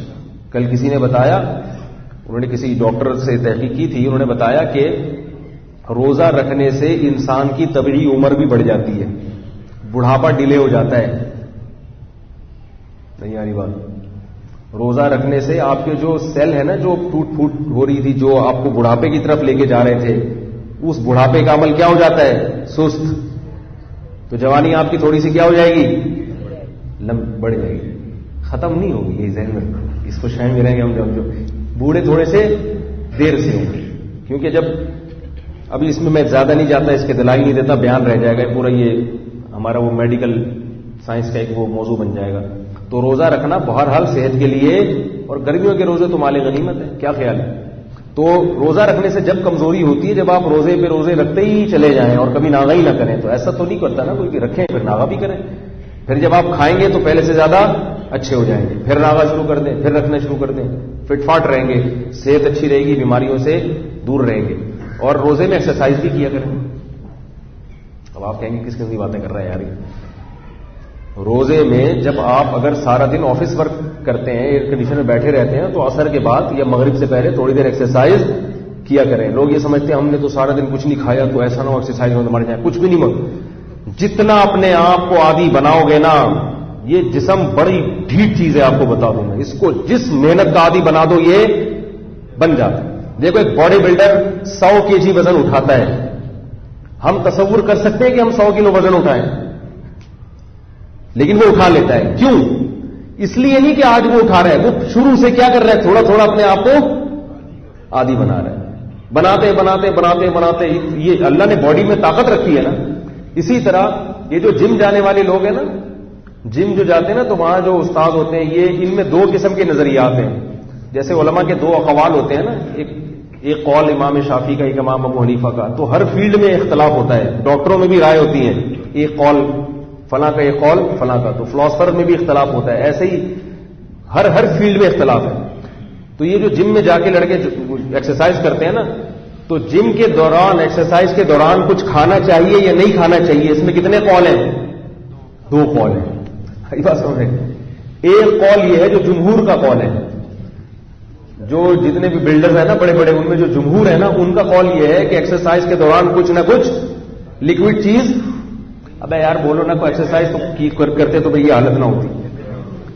لکوڈ چیز جو ہے نا, کچھ نہ کچھ آلو کھا لو درمیان میں. دیکھا ہوگا آپ نے کبھی کوئی جم جانا ہو تو وہاں وہ آلو کھا رہے ہوتے ہیں باڈی بلڈر, وہ ڈنڈ پیل رہے ہوتے ہیں اور تھوڑے میں آلو کھائیں گے, کوئی انڈا کھائے گا, کسی نے جوس کی ایک بوتل رکھی ہوئی ہوتی ہے اپنے پاس, وہ جوس پی رہے ہوتے ہیں نا تھوڑی دیر کے بعد. تو وہ کس کے قول پہ عمل کر رہے ہوتے ہیں؟ بولو بھائی, جمہور کے قول پر, جو مفتا بھی ہی قول ہے, جس پہ فتویٰ ہے. جزاک اللہ. تو یہ جمہور کا قول ہے. تو میں نے دونوں اقوال کی بڑی ریسرچ کی ہے. میں نے کہا یار بعض لوگ کھاتے ہیں اور بعض بالکل بھی نہیں کھاتے. وہ کہتے ہیں نہیں, جم باڈی بلڈنگ کے دوران کھانا پینا کیا ہے, نقصان دہ. بس جب جم سے فارغ ہو, ایکسرسائز ختم ہو جائے, اس کے بعد جا کے کھاؤ. تو عقل مند آدمی کیا کرتا ہے, دونوں قولوں میں تطبیق دیتا ہے نا. بھائی دونوں الگ الگ فرقہ بنانے کے بجائے بہتر نہیں ہے کہ دونوں قولوں میں ایک ایسا تطبیق دے دی جائے. تو میں نے اس میں بڑی تحقیق کی. میں نے کہا یہ 2 رائے کیوں ہیں؟ تو اصل میں دونوں رائے صحیح ہیں.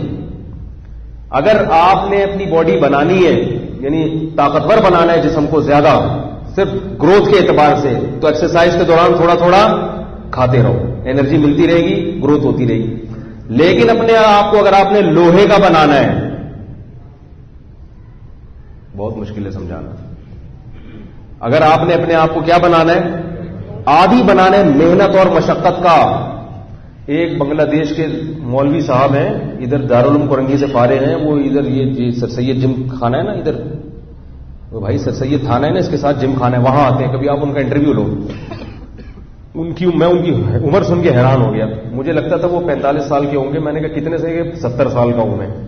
یہ ایکسرسائز کی برکت ہے کہ 70 سال کے ہو گئے ماشاءاللہ, مگر لگ نہیں رہے. 70 سال میں بھی ڈنڈ پیل رہے ہوتے ہیں اٹھا اٹھا. ہے بھی قاری اور حافظ بھی ہیں, مولوی ہیں. میں حیران ہو گیا کہ یار اس قسم کے بھی مولوی, قیامت آنے والی ہے اس کا مطلب. تو ان کو میں نے دیکھا مولوی صاحب کو کہ وہ کچھ بھی نہیں کھاتے. میں نے ایک دن پوچھا, میں نے کہا آپ اس قول پر عمل کر رہے ہیں کچھ بھی نہیں کھاؤ. انہوں نے بولا کہ بھائی دیکھو, اگر اپنے آپ کو کھانے کا عادی بنا دو گے تو کبھی کچھ کھانے کو نہیں ملے گا تو برداشت نہیں ہوگا, بے ہوش ہو جاؤ گے. تو یہ لوہے سے میں جنگ لڑتا ہوں بھوکا پیاسا رہ کے, اس میرے اندر اسٹیمنا اتنا پیدا ہو گیا ہے کہ اگر کبھی کسی سے لڑائی ہو جائے, پھڈا ہو جائے, جھگڑا ہو جائے, مجھے اگر کھانا اور پانی نہیں ملے گا تو میں فائٹ کر سکتا ہوں. تو میں نے کہا یہ جمہور کا قول اگرچہ نہیں ہے, لیکن میری رائے میں یہ قول کیا ہے, مفتا بھی قول میرا فتویٰ کس پر ہے؟ اس قول پر ہے. اس سے اسٹیمنا کیا ہوتا ہے؟ ہر جگہ تھوڑی آپ اب جو آدمی اپنے آپ کو ایکسرسائز کے دوران عادی بنا دے گا تو چسکے لیتا رہے گا اس کے گلوکوز، کہیں میرا پسینہ بہت نکل گیا تو 2 چمچے گلوکوز کی ریکوری ہو، تو وہ پھر لڑائی کے دوران بھی کیا کرے گا؟ کہیں جھگڑا ہو رہا ہے کہ یار گلوکوز کی بوتل لے کر آ، جلدی سے ایک مکہ مارنا ہے اس کو، جلدی سے گلوکوز بوتل لے کر آ یار، بوتل لے کر، چینی کھلا جلدی سے اس کو مکہ لگانے میں. تو ایسے لوگ کیا کرتے ہیں کہ اب آپ دیکھ لیں نا، ہم بچپن میں یہ جو کراچی میں بھی 2 سال پہلے گرمی کا ایک زوردار دھچکا لگا تھا، کتنی جنازے اٹھے ہیں. یہ دھچکے پہلی دفعہ نہیں لگے ہیں، ہم دیکھتے تھے ہمارے بچپن میں بھی ایسی گرمیوں کے لہر آتی تھی، کوئی بھی نہیں مرتا تھا. اب کیا ہے کہ لوگ اتنے عیش و عشرت کے عادی ہو گئے ہیں، گرمی برداشت ہی نہیں ہوتی ہے. ذرا 24 گھنٹے ایئر کنڈیشن میں بیٹھے ہوئے ہیں، ذرا سی پسینہ نکلا. ہمارے ہاں لندن سے کچھ مہمان آئے تھے، تو گرمی میں ذرا سی گرمی ہوتی فوراً وہ ORS پانی میں ڈال کے پی رہے ہیں. ہم نے کہا یار یہ کیا کر رہے ہو؟ اس نے کہا پسینہ نکلا ہے ایکچولی پسینہ نکلنے سے ہوتا یہ ہے کہ انرجی کیا ہو جاتی ہے، کچھ کم ہو جاتی ہے، تو اس کی ریکوری کے لیے ہمیں ORS پینا پڑتا ہے. ہم نے کہا بھائی ہمارے تو پسینے نکلتے ہیں، ہم تو اسکول میں جاتے تھے موٹے موٹے بستے لٹکا کے شدید گرمی میں، ہمارا اسکول گھر سے 3-4 کلومیٹر دور تھا، پیدل جاتے تھے، پسینہ ہو کے آتے تھے. وہیں صرف پانی پیتے تھے، صرف سادہ پانی پیا اور گھر سے ناشتہ کر کے جاتے تھے. پھر سارا دن کچھ نہیں کھایا، پھر دوپہر گھر آ کے کھانا کھایا. تو ہمیں تو کبھی نہیں ہوا کہ یار وہ پسینہ نکلا تو ہائی یوں ہو رہا ہے، ہائی ہو رہا ہے. ابھی ذرا سی گرمی پڑتی ہے جنازے اٹھنا شروع ہو جاتے ہیں. یہ کیا ہے؟ یہ جو پسینہ جب جسم سے نکلتا ہے میرے بھائی، اس کے لیے کوئی گلوکوز لینے کی ضرورت نہیں ہے. اللہ نے آپ کی باڈی کا سسٹم اتنا طاقتور رکھا ہے کہ جب آپ کے جسم سے نمکیات کی کمی ہوگی تو جب کھانے کے ٹائم پہ آپ کھانا کھاؤ گے نا تو جتنا نمک اس میں ہوگا وہ سارا آپ کا جسم چوس لے گا. جسم سب سے پہلے خود ہی کمی پوری کرتا ہے ہر چیز کی. تو اپنی باڈی کو ایسا سخت انسان بنائے کہ اس کو ذرا سی بات پہ چیزوں کی ضرورت نہ رہے. تو یہ روزہ رکھنے سے فائدہ ہوتا ہے. روزہ رکھ کے جب آپ کو بھوک اور پیاس لگے گی، آپ کی باڈی بھوک اور پیاس یعنی کھانا مانگے گی، پانی مانگے گی، مگر آپ اس کو نہ کھانا دو گے نہ پانی دو گے تو جسم مرے گا نہیں، بلکہ وہ اپنے آپ کو اسی حساب سے ایڈجسٹ کرنا شروع کر دے گا، وہ عادی ہو جائے گا. میں نے طب کی کتابوں میں پڑھا ہے، قدیم حکیموں کی کتابوں میں، عربی کتاب جو ہے اس میں لکھا ہے صوفیہ کرام پہلے لوگوں کو منع کرتے تھے بہت زیادہ پانی مت پیو، اس لیے کہ اس سے نیند زیادہ آتی ہے، عبادت میں خلل ہوتا ہے. اور انہوں نے یہ تحقیق لکھی ہے کہ جو زیادہ پانی نہیں پیتے تو ان کا جسم خود بخود اپنے آپ کو کم پانی پہ کیا کر لیتا ہے، ایڈجسٹ کر لیتا ہے. وہ خود بخود ادھر ادھر سے جو ہے نا وہ پانی لے کے جذب کر لیتے ہیں. لیکن میں آپ سے نہیں کہہ رہا کہ آپ کم پانی پیئیں، وہ آپ ڈاکٹر حکیموں سے پوچھیں. یہ تو ایک ایسی رپورٹ پیش کی ہے کہ ایسا پتری وتری ہو گئی میرے گلے پڑ جائے گا. تو اللہ تعالیٰ نے روزے میں کیا برکت رکھی ہے کہ آپ کی باڈی اسی حساب سے عادی ہو جاتی ہے. اور اگر نہیں رکھے روزے آپ نے، کھاتے رہو پھر کسی دن ایک دن کبھی ناغا ہو گیا تو مر جاؤ گے. آج ہمارے ابا کا صبح ایک پراٹھا رہ گیا تھا، اس وجہ سے وہ اس دنیا سے ہمیشہ 2 کا معمول تھا. دسترخوان پہ جب انہوں نے ایک دیکھا، اسی سے کیا ہو گیا، اسی سے دنیا سے چلے. یہ ہوتا ہے. میرا بیان کا موضوع تو خیر رہ گیا، لیکن اچھی بات ہے اگر اسی بہانے آپ لوگ روزے رکھنا شروع کر دیں. میں سوالات کے جوابات دے دیتا ہوں. فیس بک والے سوال نہ پوچھیں بھائی ذرا پلیز، وہ سوالات پوچھنا شروع کر دیتے ہیں تو پھر ان کی توجہ جو ہے یہاں سے ہٹ جاتی ہے، بیان سے ہٹ جاتی ہے پھر ان کی توجہ. یہ ذرا اتنا رکھیں نا، تو پورا آپ نے یہ پہلے مکمل کر لو پھر دیجیے گا. کیا قادیانیوں سے محلہ داری کی وجہ سے آفس میں کام کرنے میں میل جول رکھنا جائز ہے؟ جائز نہیں ہے. دوستی رکھنا جائز ہے؟ جائز نہیں. صرف اس نیت سے دوستی رکھ سکتے ہیں کہ اس کو تبلیغ کریں. اگر مایوس ہو گئے ہیں اس سے تبلیغ سے تو پھر اس سے تعلق ختم کر دیں. دشمنی نہ رکھیں، بس دوستی نہ رکھیں، نہ دشمنی نہ دوستی. والدہ نے کچھ پیسے نیشنل بینک میں فلاح و بہبود کی اسکیم میں جمع کرائے جس میں ماہانہ منافع کچھ ملتے ہیں، تو کیا یہ منافع جائز ہیں؟ کوئی کمانے والا بھی نہیں ہے اور میری تعلیم مکمل. بالکل حرام ہے، خالص سود ہے بھائی، بالکل جائز نہیں. کوئی شخص نکاح کے قابل ہے اور وہ نہیں کرنا چاہتا اور وہ گناہ سے بھی بچ رہا ہے اور وہ اگر نکاح نہ کرے تو پکڑ تو نہیں ہوگی؟ نہیں، لیکن بہت بڑی خیر اور برکت سے محروم ہو جائے گا. نکاح کر لیتا، شاید اللہ اس کی اولاد میں ایسے لوگ پیدا کر دیتے جو اس کے لیے صدقہ جاریہ بن جاتے. امام ابن تیمیہ رحمہ اللہ نے لکھا ہے کہ بعض دفعہ نکاح کے برکت سے، نکاح کے نتیجے میں امام شافعی اور احمد ابن حنبل جیسے لوگ پیدا ہوئے ہیں. اگر امام شافعی کے والد نکاح ڈیلے کر دیتے کہ چھوڑو یار عبادت کرو اللہ اللہ کرو, تو امام شافعی پیدا ہوتے؟ کیسے کیسے لوگ پیدا ہوئے ہیں نکاح کی برکت سے. اس لیے شریعت نے نسل بڑھانے کا حکم دیا ہے. تو نکاح کریں کس لیے؟ تاکہ نسل بڑھے.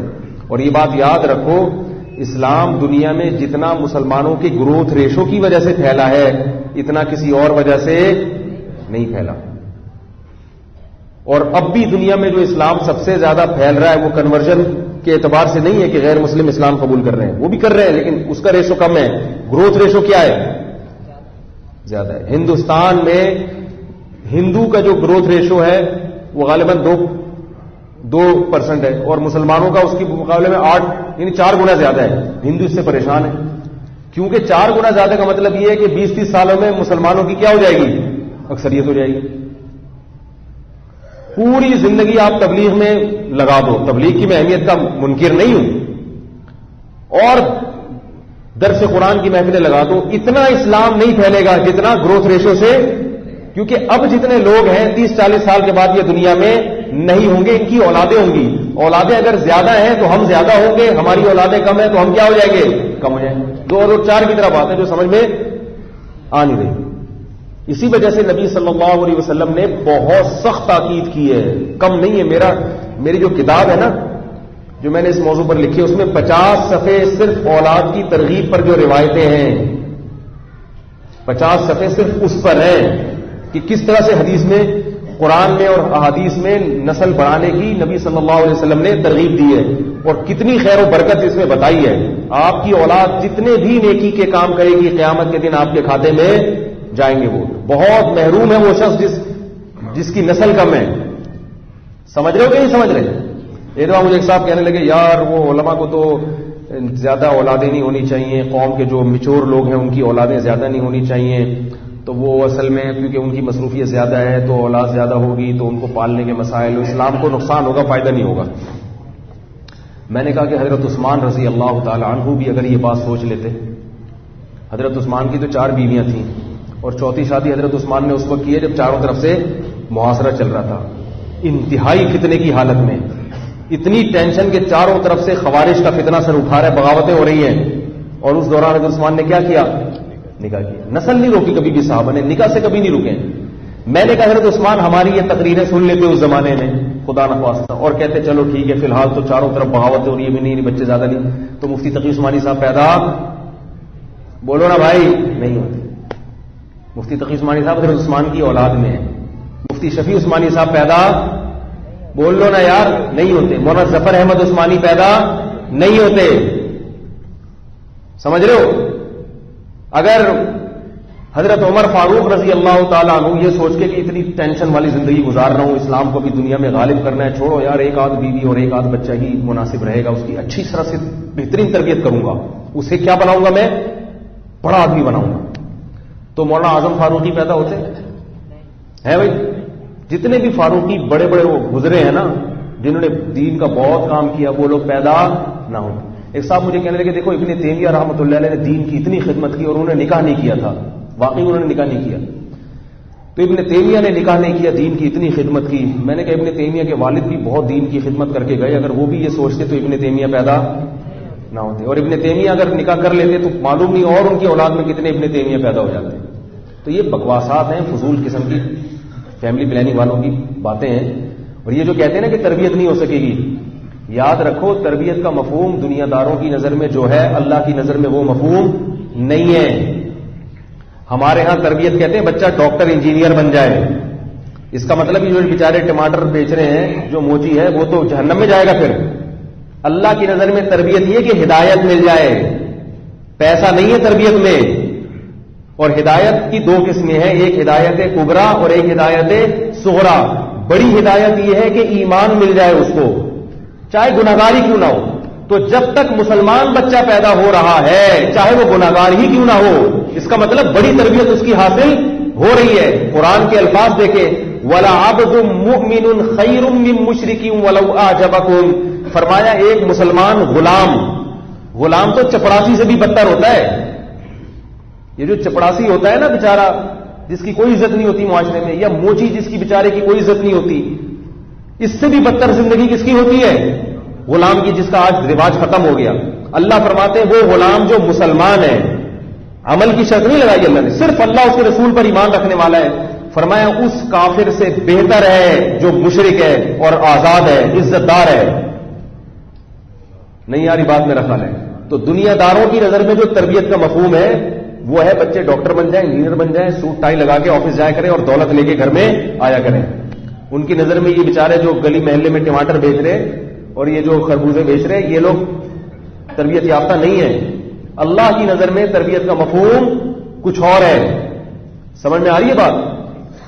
اللہ کی نظر میں تربیت کا مفہوم کیا ہے کہ سب سے پہلے ایمان ملے. اگر ایمان نہیں ملے تو کتنی ہی سوٹ ٹائی لگا لو، لوگوں سے تھینک یو ہیلو ہائی کر کے بات کر لو، جائے گا کہاں؟ جہنم کی آگ میں. کیونکہ اللہ نے فرمایا کہ وہ غلام جو مومن ہے وہ اس مشرک سے بہتر ہے. کتنا بہتر ہے یہ نہیں بتایا اللہ نے، 1000 لاکھ گنا بہتر ہے کہ جو آزاد مشرک ہے. کیوں؟ اللہ نے وجہ بیان کی. فرمایا اولئک یدعون الی النار، یہ لوگ تمہیں جہنم کی آگ کی طرف بلا رہے ہیں. واللہ یدعو الی الجنہ والمغفرۃ باذنہ، اور اللہ جس توحید کی طرف تمہیں بلا رہا ہے وہ تمہیں اللہ کی مغفرت اور اللہ کی جنت کی طرف لے کر جائے گی. پہلے یہاں اللہ نے مغفرت کا ذکر بھی کیا. مغفرت وہیں ہوتی ہے جہاں بدعمالیاں بھی ہوتی ہیں. تو اللہ فرماتے ہیں کہ مسلمان ہے، بدعمل ہونے کے باوجود اللہ کی کیا ہوگی؟ مغفرت ہوگی. کچھ کی تو زندگی توبہ سے ہو جائے گی، کچھ کی قبر میں کچھ دن ٹھکائی لگ کے ہو جائے گی، کچھ زیادہ پاکستانی جو تھے اللہ بچائے ان کی تھوڑی لیٹ ہوگی، سب کی نہیں، آپ لوگوں کے علاوہ کی بات کر رہا ہوں. ان کی تھوڑی اور لیٹ ہو جائے گی، کچھ کو نبی کی سفارش کام آ جائے گی کسی کے، کچھ جہنم میں جا کے سزا کھا کے بالآخر پوری سزا کسی کو نہیں ملے گی. کیوں؟ اس لیے کہ کس کو مانتے تھے؟ اللہ کو مانتے تھے. اور کافر اللہ کو نہیں مانتے. اللہ کہے تو کتنا ہی اچھا کیوں نہ ہو تو مخلوق کے لیے اچھا ہوگا، میرے لیے اچھا نہیں ہے. تو جب تک ہماری اولاد میں مسلمان بچے پیدا ہو رہے ہیں، ہمیں یہ ڈر نہیں ہے کہ خدا نخواستہ مرتد ہو جائیں گے، تو بڑی تربیت الحمدللہ ان کو حاصل ہے. پھر ہدایت صغرا کی کوشش میں ہونا چاہیے کہ بھئی اعمال بھی اچھے ہو جائیں، اعمال بھی اچھے ہو جائیں. تو اس لیے یہ جو فیملی پلاننگ والوں کی باتیں ہیں اور ایک عقل کے بھی خلاف بات ہے. ایک صاحب مجھے کہنے لگے یار 2 بچے ہونا، ایک کو ڈاکٹر بنا دو، ایک کو انجینئر بنا دو، 10 ہوں گے تو کس کس کو ڈاکٹر بنائیں گے؟ کہ تو ہو ہی نہیں سکتا نا، سارے کیا بنائیں گے؟ بیچارے چپڑاسی بنیں گے.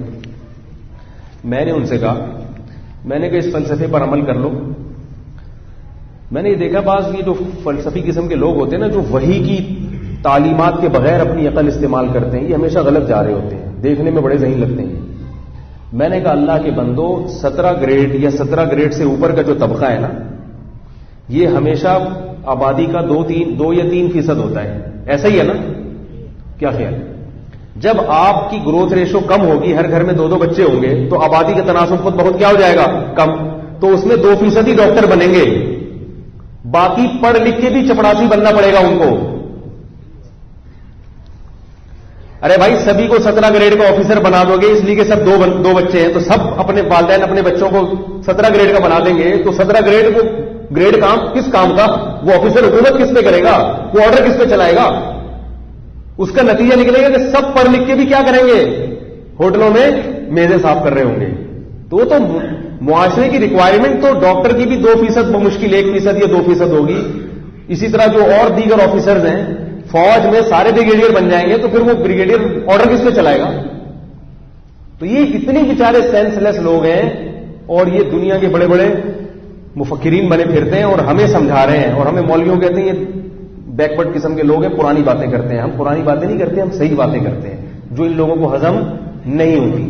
اس لیے نسل بڑھاؤ، اس میں تمہارا بھی فائدہ ہے، تمہاری زندگی بھی ہنسی خوشی گزرے گی اور اسلام بھی دنیا میں پھلے گا پھولے گا.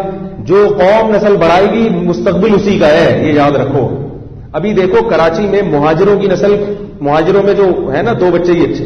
میں خود بھی اردو اسپیکنگ ہوں، اس لیے میری اس بات کو عصبیت یا تعصب پہ نہ لے کے جائیں. پٹھان یہاں آ کے آباد ہوئے ہیں. پہاڑ گنج ہمیں یاد ہے 20 سال پہلے ایک پٹھان ایک پہاڑی پہ نظر آتا تھا، دوسرا پٹھان دوسری پہاڑی، 2-4 پٹھان تھے. کراچی جو تھا نا وہ اس میں اردو اسپیکنگ کی بہت زیادہ کیا تھی؟ کثرت تھی. کیا ہوا؟ پٹھانوں کا گروتھ ریشو بڑا.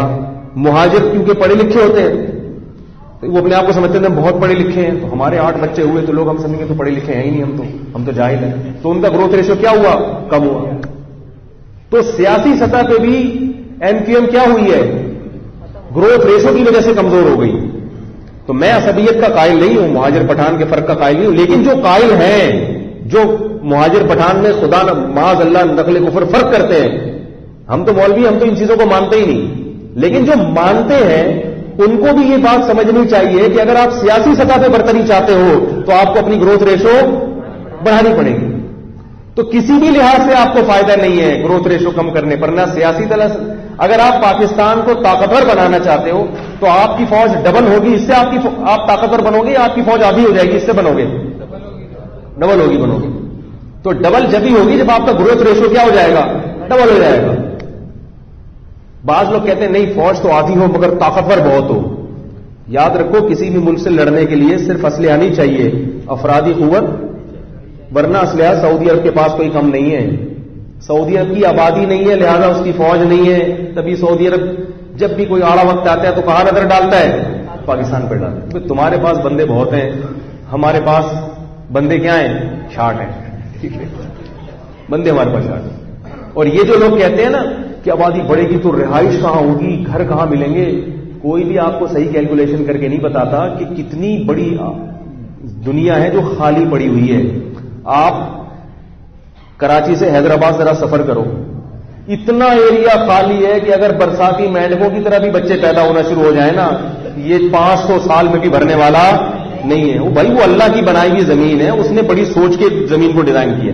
ہم کچا کچ کھارا در جا کے دیکھتے ہیں یار یہ بھی یہاں بھی لوگ, یہاں بھی لوگ, اگر مزید 20 پیدا ہو گئے تو کہاں جائیں گے؟ تو اللہ کے بندو کہاں جائیں گے؟ پھیلے گی آبادی. آدم علیہ السلام جب دنیا میں آئے تھے تو ایک ہی تھے نا, آدم اور حوا, لیکن آبادی بڑھی, پورا چائنا وجود میں آ گیا, امریکہ وجود میں آ گیا, یوں ایسے ہی اور سینکڑوں ملک وجود میں آ سکتے ہیں. اتنی خالی زمین پڑی ہوئی ہے, اور زراعت کے لیے بہت زمین خالی پڑی ہوئی ہے جس کو ابھی چھیڑا ہی نہیں گیا ہے. آپ صرف یہ کراچی سے حیدرآباد ٹماٹر کے کھیت لگا دو یا آلو کے پیاز لگا دو, اتنا آلو پیدا ہو جائے گا کہ آپ فری میں بٹ رہا ہوگا. صرف کیا ہے کہ اس پہ محنت کرنے والے بازو کم ہیں. تو جب گروتھ ریشو بڑھے گا تو محنت کرنے والے بازو بڑھ جائیں گے, خود بہت آؤٹ پٹ زیادہ ہو جائے گا اس. تو اس لیے سب فضول قسم کی باتیں. یہ جو لوگ کہتے ہیں نا ہماری آبادی بڑھ گئی تو رہائش کے لیے ہمیں اتنے پلاٹ چاہیے ہوں گے, وہ نہیں ملیں گے, یہ اتنا بڑا جھوٹ ہے. آپ کو اگر کیلکولیشن نہیں سمجھ میں آتی, میں ہمیشہ کوشش کرتا ہوں کہ گل ویلے دی تفل موسم دا والی بات کروں. جیسے میں نے جمعے میں قادیانیوں کے بارے میں بات کی نا کہ مرزا غلام احمد قادیانی کردار کا اچھا نہیں تھا. اب میں اس پہ کتابوں کے حوالے دوں, فلاں صفحہ نمبر دیں, اس سے بہتر ہے کہ ایسی بات کرو جو 2 اور 4 کی طرح واضح ہو. بھائی قادیانی سے مرزا کے کردار پر بحث کر کے دیکھ لو, کبھی بھی نہیں کرے گا. وہ کہے گا بھائی کردار پہ نہیں آؤں, کہے گا میاں ہمارے نبی کی شرافت پہ بات نہیں کرو, غصہ آ جائے گا. بھائی آپ کا باپ اگر شریف ہو تو کوئی اس کی شرافت پہ بات کرے, آپ کہے یار آؤ ہم تو بیٹھے تاکہ ہمیں اپنے ابا کی شرافت بیان کرنے کا موقع ملے دنیا کے سامنے. تو مرزائی کیا کرتے ہیں کہ جب ان کے سامنے ان کے نبی کو لایا جاتا ہے کہ بھئی تم اپنے نبی کی شرافت پہ ذرا کوئی رپورٹ پیش کر کے دکھاؤ ہمارے سامنے, تو وہ نبوت پہ بات کرے گا, مرزا کے کردار پہ بات کرنے کے لیے آمادہ نہیں ہوگا. یہ خود اس کی دلیل ہے کہ وہ کردار کا اچھا نہیں تھا. اب رہا یہ مسئلہ کہ رہائشی پلاٹ کم پڑ جائیں گے اگر آبادی بڑھنے سے, مکان کم پڑ جائیں گے.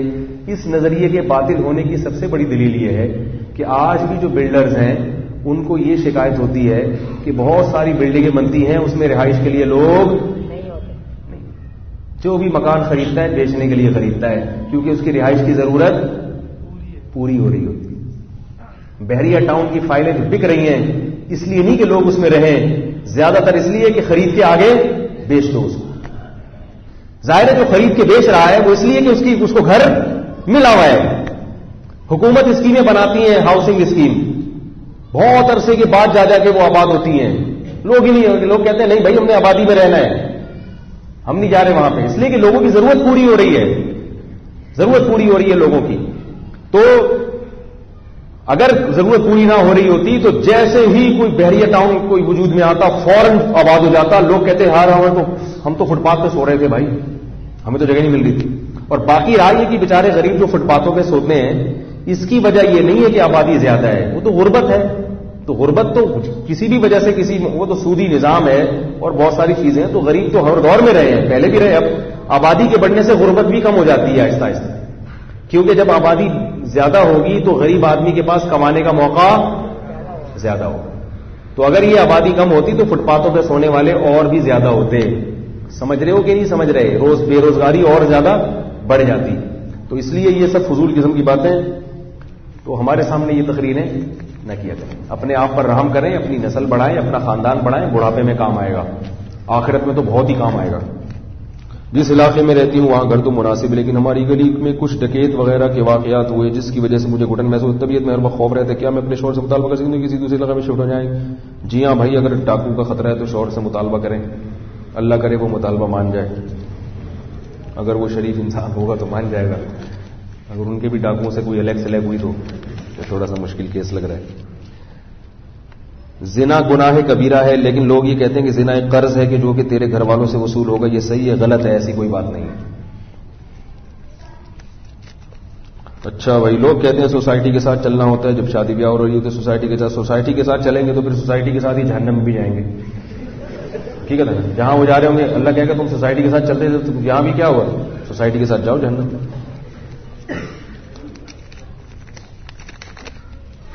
میری بیٹی کے لیے دعا کریں، اس کے دل میں سوراخ ہے، بچی کا وزن نہیں، دل سے دعا اللہ تعالیٰ ان کو شفا عطا فرمائے. عورت کا قبرستان جانا کیوں منع ہے؟ اہل کتاب سے نکاح جائز ہے؟ اگر ہے تو کیسے؟ بھائی یہ پورا اتنے سارے سوالات نہ کیا کریں، ان سے کہیں 3 سوال لکھ کے لائیں بس، اس سے زیادہ نہ ہو. ایک ہی آدمی کے سارے سوال کے جواب دیں گے تو پھر شادی میں پارٹیشن تو ہے مگر گانے چل رہے ہیں تو کیا کرنا چاہیے؟ محفل چھوڑ دینی چاہیے؟ چھوڑ دینی چاہیے. شادی میں اگر پارٹیشن نہ ہو اور خاتون پورے نقاب میں رہتے ہوئے اس شادی میں جا سکتی ہے؟ نہیں. بہو جا سکتی ہے اگر ساس کا اس پہ بہت زیادہ دباؤ ہو اور سسرال کی بہت دھمکی ہو، گھر ٹوٹنے کا خطرہ ہو. تو جیسے مجبوری میں رشوت دینا جائز ہے تو بہو ایسی سخت مجبوری میں، ایسی مخلوط اجتماع میں مکمل برقعے میں جا سکتی ہے. بعض عورتوں پہ بیچاریوں پر بہت بڑا وبال آیا ہوا ہوتا ہے، کیونکہ آج کل شادیاں تو لڑکیوں کی ہوتی نہیں دیندار گھرانوں میں، وہ دیندار بن جاتی ہیں. دیندار لوگ شادی کرنے کے لیے تیار نہیں ہوتے، کیونکہ دیندار لڑکیوں کی قدر اب معاشرے میں ہے ہی نہیں. بندہ دیندار بھی ہوگا تو اس کو چاہیے ہوگی وہی ماڈرن لڑکی. یہ آج کل لڑکوں کا ایک فیشن چل رہا ہے. تو ان کو یہ نہیں پتا ہوتا کہ جب اولاد ہوگی نا تو دیندار بیوی ہوگی تو وہ اولاد کی تربیت اچھی ہو جائے گی. ایک بات یاد رکھو، اس زمانے میں بچوں کی تربیت باپ سے نہیں ہوتی، ماں سے ہوتی ہے. چھوٹے بچوں کی تربیت ماں کا زیادہ آج کل دخل ہے. تو اگر ماں دیندار نہیں ہے تو بچے بگڑتے ہیں. پھر تو ایسے سسرال کا اگر کوئی ڈر ہے اور طلاق کا خطرہ ہے یا بہت سخت وہ ہے تو پھر عورت کے لیے مجبوری میں لڑکی کے لیے جائز ہے کہ مخلوط اجتماع میں پورے پردے کی پابندی کے ساتھ جا سکتی ہے. یہاں جو خواتین نماز ادا کرتی ہیں کیا یہ صحیح ہے؟ ہاں بھائی یہاں صحیح ہے. دیکھو خواتین کے لیے بلا ضرورت گھر سے نکلنا اچھا کام نہیں ہے، لیکن جب وہ گھر سے نکل کے مسجد میں آ گئیں تو پھر جماعت سے نماز پڑھنا انفرادی نماز سے افضل ہے، عورت کے لیے بھی مرد کے لیے بھی. ورنہ عورت کے لیے اصل تو ہے کہ گھر کی 4 دیواری میں نماز پڑھے، بہتر یہی ہے. لیکن اب بیان سننے کے لیے جب گھر سے باہر آ گئی ہیں تو وہ جو آنا کا عمل تھا وہ تو ہو گیا نا. اب جماعت کی نماز ہو رہی ہے تو وہ اخپل طریقے سے نماز پڑھیں، اگر اپنے طریقے سے پڑھیں تو اس سے جماعت کی فضیلت سے محروم ہو جائیں گے. تو اس لیے کہ جو چیز تھی وہ تو ہو گئی نا، وہ تو گھر سے تو نکل آئی ہے. اس میں پھر بہتر یہی ہے کہ جب جماعت ہو رہی ہے تو اس میں شامل ہو جائیں. یہاں سامنے شیشے کی الماری رکھی ہے، نماز ہو جائے گی؟ ہو رہی ہے، بہت دنوں سے لوگوں کی ہو رہی ہے نماز. نماز کا فرض ہوتی ہے، قضاء عمری کب سے ادا کرنی ہوتی ہے؟ کیا بلوغت کے بعد سے؟ بلاغت لکھا ہے انہوں نے، بلوغت ہوتا ہے بھائی. بلوغت کی عمر شروع ہوتی ہے اور لڑکی کو اس وقت جب اس کو حیض کا خون آنا شروع ہو جائے، اور لڑکے کو اس وقت جب اس کو پہلی دفعہ نائٹ فال ہوتا ہے، احتلام ہوتا ہے. جب پہلی مرتبہ لڑکے کو نائٹ فال ہوگا تو وہ بالغ شمار ہوگا. اور اگر نائٹ فال نہیں ہو رہا اس کو تو پھر جیسے ہی اسلامی لحاظ سے 15 سال کی عمر ہوگی تو وہ بالغ ہو جائے گا. اسلامی لحاظ سے 15 سال ذرا 6 مہینے پہلے ہو جاتا ہے، یعنی شمسی لحاظ سے جو ہے نا وہ دیر سے ہوتا ہے، اور اسلامی لحاظ سے 15 سال پہلے ہو جاتا ہے، تقریباً 6-7 مہینے پہلے ہو جاتا ہے. داڑھی کو مہندی لگانا سنت ہے یا سفید داڑھی رکھنا بہتر ہے؟ مہندی لگانا بہتر ہے. کیا 40 سال کی عمر کے بعد مہندی نہیں لگانا چاہیے؟ 40 سال کے بعد بھی مہندی لگانا داڑھی پہ، داڑھی کو رنگین کرنا افضل ہے لیکن کالا نہ کریں. آپ نے اپنے بیان میں فرمایا تھا کہ روزے ہمت اور طاقت ہونے پر فرض ہوتے ہیں. روزے کب فرض ہوتے ہیں اور قضا عمری کب سے ہوگی؟ روزے بھی جیسے ہی بالغ ہو گیا رمضان کے روزے فرق ہو گئے. ہمت کی بات نہیں ہے, ہمت کرنی پڑے گی. قضاء عمر بھی, بچے روزے رکھ کر اسکول یونیورسٹی جاتے ہیں, پیپر دیتے ہیں, ان کی طبیعت خراب ہو جاتی ہے, اس کے بارے میں کیا کریں؟ پیپر چھوڑ سکتے ہیں؟ نہیں, رمضان کا روزہ نہیں چھوڑ سکتے چاہے پیپر چھوٹ جائے, کیونکہ آخرت کا پیپر دنیا کے پیپر سے زیادہ ہے. اور یہ اب چھوئی موئی بن گئے ہیں بچے. ہم لوگ نے بھی پیپر دیے ہیں, گرمیوں کے روزے ہوتے تھے, ساری دنیا کے سارے کام کرتے تھے ہم. پتہ نہیں بچوں کو کیا بنا دیا ہے آج کل. میرا دل چاہتا ہے بلا وجہ نہ کوئی بچہ نظر آئے میں 2-4 اس کو لگاؤں گا. چھوئی میں بنا دیا بچوں کو. ہمارا بھی بچپن تھا, ہم جاتے تھے صبح, اتنے موٹے موٹے بستے لٹکا کے, کنوینس تو ہوتی نہیں تھی, بتائیے پیدل ہی جا رہے ہیں. پٹتے بھی تھے گھر میں, ابا سے بھی پٹتے تھے. جا رہے ہیں اسکول جا رہے ہیں, روزہ رکھ کے جاتے تھے ہم, پیدل چلے جاتے تھے 3-4 کلومیٹر. کتنی عمر ہوگی, میرا خیال ہے اس وقت 10-11 سال میری عمر ہوگی. اس کو بھی روزہ رکھ لیتے تھے, مقابلے بازی میں روزے چلتے تھے. اور اللہ کی قدرت دیکھو, مجھے اس وقت یاد ہے جون جولائی کا روزہ تھا, یا کوئی مئی جون کا ہوگا, بہت سخت گرمی تھی. تو میں 10-11 سال میری عمر ہوگی, یا اس سے بھی کم تھا, میں 8-9 سال کا تھا میں. تو ایک دن مجھے بہت سخت پیاس لگی, تو مجھے روزہ توڑنے کا خیال آیا. بچہ تھا نا, اب روزہ توڑ بھی کتنے تقوی اور للہیت سے رہا ہوں. گرمی میں کین رکھا ہوا ہے دوپہر جو گرمی سے کھول رہا ہے, اس میں 1 گھونٹ پانی نکال کے پی لیا اور باقی وہیں رکھ دیا بقدر ضرورت. ارے جب توڑنا ہی ہے, باقی پھر اللہ کا خوف ہوتا تھا کہ یار یہ تو بہت سخت لگ رہی تھی پیاس, اتنی ضرورت تھی, یہ ٹھیک ہے. اس سے زیادہ پیو گے تو کیا ہوگا بھائی, جتنی عقل تھی اس حساب سے ہم چلے.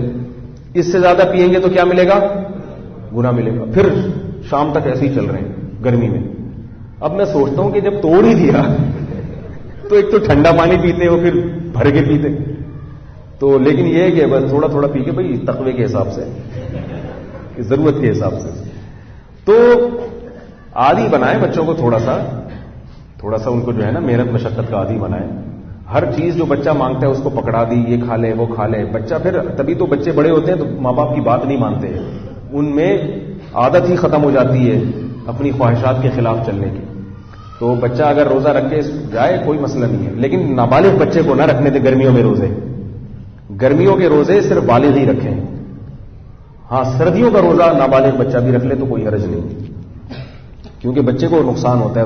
روزے زیادہ رکھنے سے بچے کی گروتھ متاثر ہوتی ہے. یہ جو میں روزے کی باتیں کر رہا ہوں یہ سب عاقل بالغ لوگوں کے لیے کر رہا ہوں, بچوں کو روزے نہ رکھنے دیں زیادہ. موجودہ دور میں بیت الخلاء کا گھروں کے اندر بلکہ کمروں کے اندر اٹیچ بات کی شکل میں ہونا شرعی اعتبار سے صحیح ہے کیا؟ نبی کے اور صحابہ کے زمانے میں بیت الخلاء گھروں سے باہر ہوا کرتے تھے. بھائی اس زمانے میں بیت الخلاء اسی اسٹائل کے ہوتے ہی نہیں تھے. گاؤں دیہاتوں کے بیت الخلاء گھر کے اندر ہو ہی نہیں سکتے, کیونکہ وہ جتنی رپورٹیں ہیں وہ سب ادھر ہی پیش ہوتی ہیں, تو وہ تو ناممکن ہے, اس میں تو بدبو آئے گی. اب جو جس اسٹائل کے واش روم بن رہے ہیں اس میں بدبو نہیں ہوتی, اس میں گندگی نہیں ہوتی. وہ اگر اٹیچ باتھ روم کی شکل میں بھی ہو تو کوئی اس میں حرج نہیں. اور بہت اچھی بات ہوگی کہ ایگزاسٹ فین بھی لگا دیں تو اس میں کوئی حرج نہیں ہے. اس دور میں اس طرح نہیں, آبادی نہیں تھی نا اس طرح کی, اس طرح بند گھر نہیں ہوا کرتے تھے. بیت الخلاء کا شیاطین کی پناہ گاہ نہ ہوئی بھی ثابت ہے. تو بیت الخلاء کا دروازہ جب بند ہو تو شیطان بھی, اصل میں بیت الخلاء میں شیاطین اس لیے ہوتے ہیں کہ شیاطین بدبو کی جگہ پر آتے ہیں. بدبو اگر نہیں ہوگی بیت الخلاء میں تو شیطان بھی نہیں آئے گا اگر صفائی ہوگی اس میں. میت کو دفنانے کے شرعی احکام و آداب کیا ہیں, تفصیل سے بیان فرما دیں, پھر یہ بعد میں بیان کریں گے. تفصیل بھی ٹائم نہیں ہے تفصیل کا. مستحق زکوٰۃ نظر نہ آنے کی صورت میں کسی ایک شخص کو پوری زکوٰۃ کی رقم تھوڑا تھوڑا کر کے دے سکتے ہیں. لیکن تھوڑا کر کے دیں تو وہ صاحب نصاب نہ بن جائے, پھر وہ خرچ کرے تو پھر دیں دوبارہ. کیا انفرادی طور پر اپنے مرحوم کے لیے قرآن پڑھ کر اس کا ثواب ان کو پہنچایا جا سکتا ہے, اور کیا نفل نماز پڑھ کر اس کا ثواب مرحوم کو پہنچایا جا سکتا ہے؟ جائز ہے. تمام ائمہ احناف کو دیکھا ہے کہ جب پہلی رکعت کے دوسرے سجدے سے اٹھتے ہیں تو جلسہ استراحت نہیں کرتے اور فوراً دوسری رکعت کے لیے کھڑے ہو جاتے ہیں, جبکہ ہم نے صحیح بخاری میں نبی صلی اللہ علیہ وسلم کی حدیث ہے کہ ایک شخص کو حکم دیتے ہیں کہ دوسرے سجدے کے بعد سر اٹھا کر بیٹھ جاؤ. سوال یہ ہے کہ نبی صلی اللہ علیہ وسلم کے واضح حکم پر جلسہ استراحت نہ کرنا کی کسی صحیح حدیث سے ثابت ہے یا نہیں؟ ایسی حدیث تو میرے علم میں نہیں ہے کہ آپ نے حکم دیا ہو. ایسی حدیث ہے کہ آپ صلی اللہ علیہ وسلم جلسہ استراحت کے لیے بیٹھے. تو اگر آپ صلی اللہ علیہ وسلم جلسہ استراحت کے لیے بیٹھے ہیں جو کہ حدیث سے ثابت ہے, تو وہ امام ابو حنیفہ اور دیگر ائمہ کے نزدیک وہ استراحت پر معمول ہے. استراحت کا مطلب ہی راحت حاصل کرنے کے لیے. صحیح حدیث سے ثابت ہے کہ آخر عمر میں آپ صلی اللہ علیہ وسلم کا جسم بھاری ہو گیا تھا. تبھی حدیث میں آتا ہے لا تسبقونی برکوع ولا بسجود فإنی قد بدنت. فرمایا تم مجھ سے رکوع اور سجدے میں پہل نہ کرو اس لیے کہ میرا جسم بھاری ہو گیا ہے. تو آپ صلی اللہ علیہ وسلم جب رکوع میں جاتے تھے نا تو تاخیر ہوتی تھی, سجدے میں جاتے تھے تاخیر ہوتی تھی, کیونکہ آخر عمر میں آپ صلی اللہ علیہ وسلم کا جسم بھاری ہو گیا تھا. تو اس لیے آپ نے صحابہ کو حکم دیا. تو یہ اسی پر معمول ہے کہ جسم بھاری ہو گیا تو ایک دم رکوع سے قیام کی طرف جانے کے بجائے آپ تھوڑا سا آرام کرتے تھے. تو ہم بھی یہ کہتے ہیں کہ کسی کو آرام کی ضرورت ہے, اس کے لیے اٹھک بیٹھک مشکل ہے تو وہ استراحت کرے, اور جس کو ضرورت نہیں وہ استراحت نہ کرے. اس سے تمام حدیثوں میں تطبیق ہو جاتی ہے. اور عبداللہ ابن عمر رضی اللہ تعالیٰ عنہ سے یہی ثابت ہے. اس کی مزید تفصیل کسی نے دیکھنی ہو تو امام طحاوی رحمہ اللہ تعالیٰ کی جو معانی الاثار, امام طحاوی کی کتاب ہے معانی الاثار, اس میں انہوں نے روایات کی روشنی میں پورا یہ مسئلہ مدلل بیان کیا. اس وقت میرے ذہن میں اتنا ہی ہے, بعد میں پھر دیکھ لوں گا کبھی. تو چونکہ ہمیں نہیں پتا کہ کس آدمی کا کیا عقیدہ ہے تو کیا کریں, گرین چینل والے امام کے پیچھے ہو جائے گی کہ نہیں ہو جائے گی؟ او بھائی اس قسم کے سوالات نہیں پوچھا کرو یار. کیا کسی ایسے شخص سے کوئی گرین والوں سے پٹواؤ گے تم مجھے؟ کیا کسی ایسے شخص سے کوئی سامان خریدنا ہے؟ ایسا نہ میں بھی گرین پگڑی پہن کے بیٹھا ہوں لیتے ہیں آپ. کسی ایسے شخص جائز ہے, اگر شک ہے تو پھر کچھ نہیں ہوتا, جائز ہے. اگر یقین ہے 100% کی چوری کی چیز ہے تو پھر آپ نہیں خرید سکتے اسے. لاہور کے ایک مولوی صاحب ہیں جو فون پر دم کر کے پتھری کا علاج کرتے ہیں فی سبیل اللہ. میرے اپنے کسی رشتہ دار نے دم کروایا, ان سے تین دن تک بعد میں جب الٹرا ساؤنڈ کرایا تو ایک پتھری بھی نہیں تھی. ٹوپی ڈرامہ ہے, میرے سامنے فضول قسم کی باتیں نہ کیا کرو. اصل میں لوگوں کے پاس وہ رپورٹیں ہوتی ہیں جن کی پتھری ختم ہو گئی, جن کی پتھری ختم نہیں ہوئی ان کی رپورٹیں کوئی نہیں بتائے گا آپ کو. تو پتھری ایک ایسی چیز ہے, بعض دفعہ رپورٹ میں آتی ہے, بعض دفعہ رپورٹ میں نہیں بھی آتی. یہ ایسے واقعات ہیں. الٹرا ساؤنڈ کروایا پتھری آ گئی, دوبارہ کروایا تو نہیں آئی, تو وہ دم بھی ہو چکا تھا اس اتفاق سے اس دوران.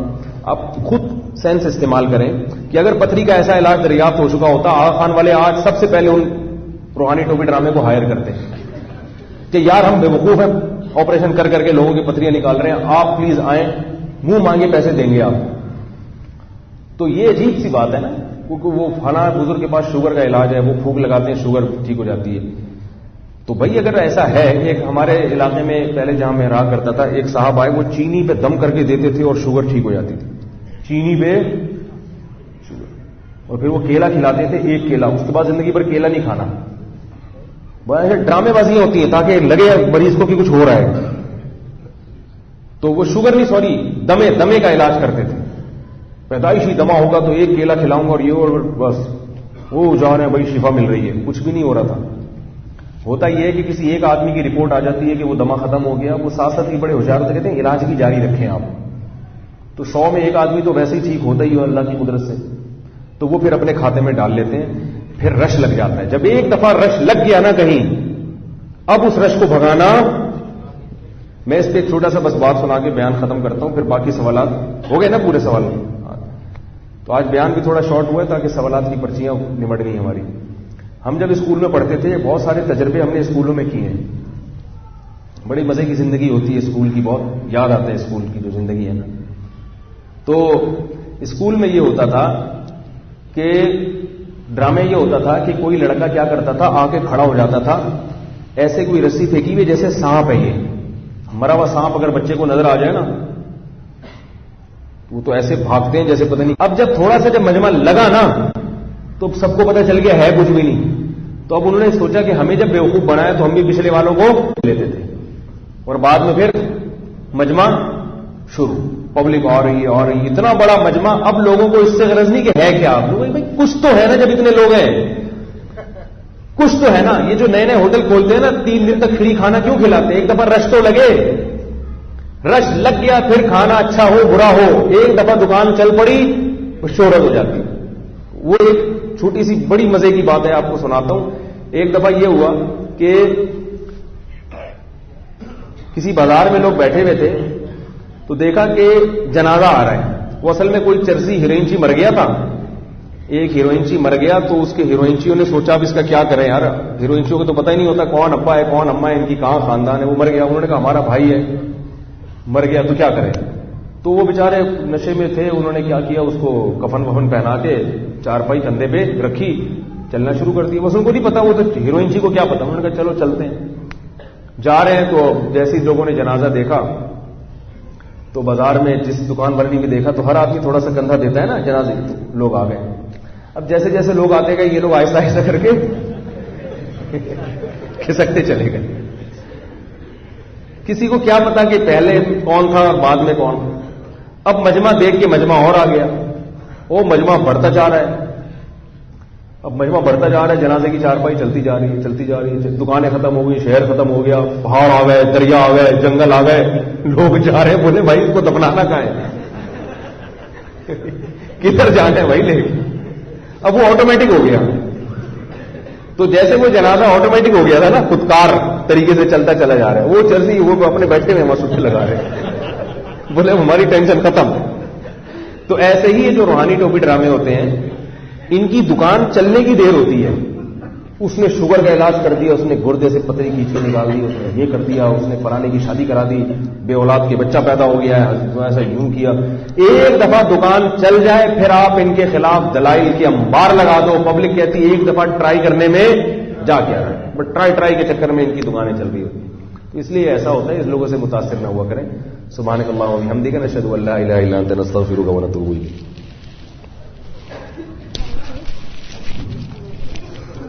وعلیکم السلام.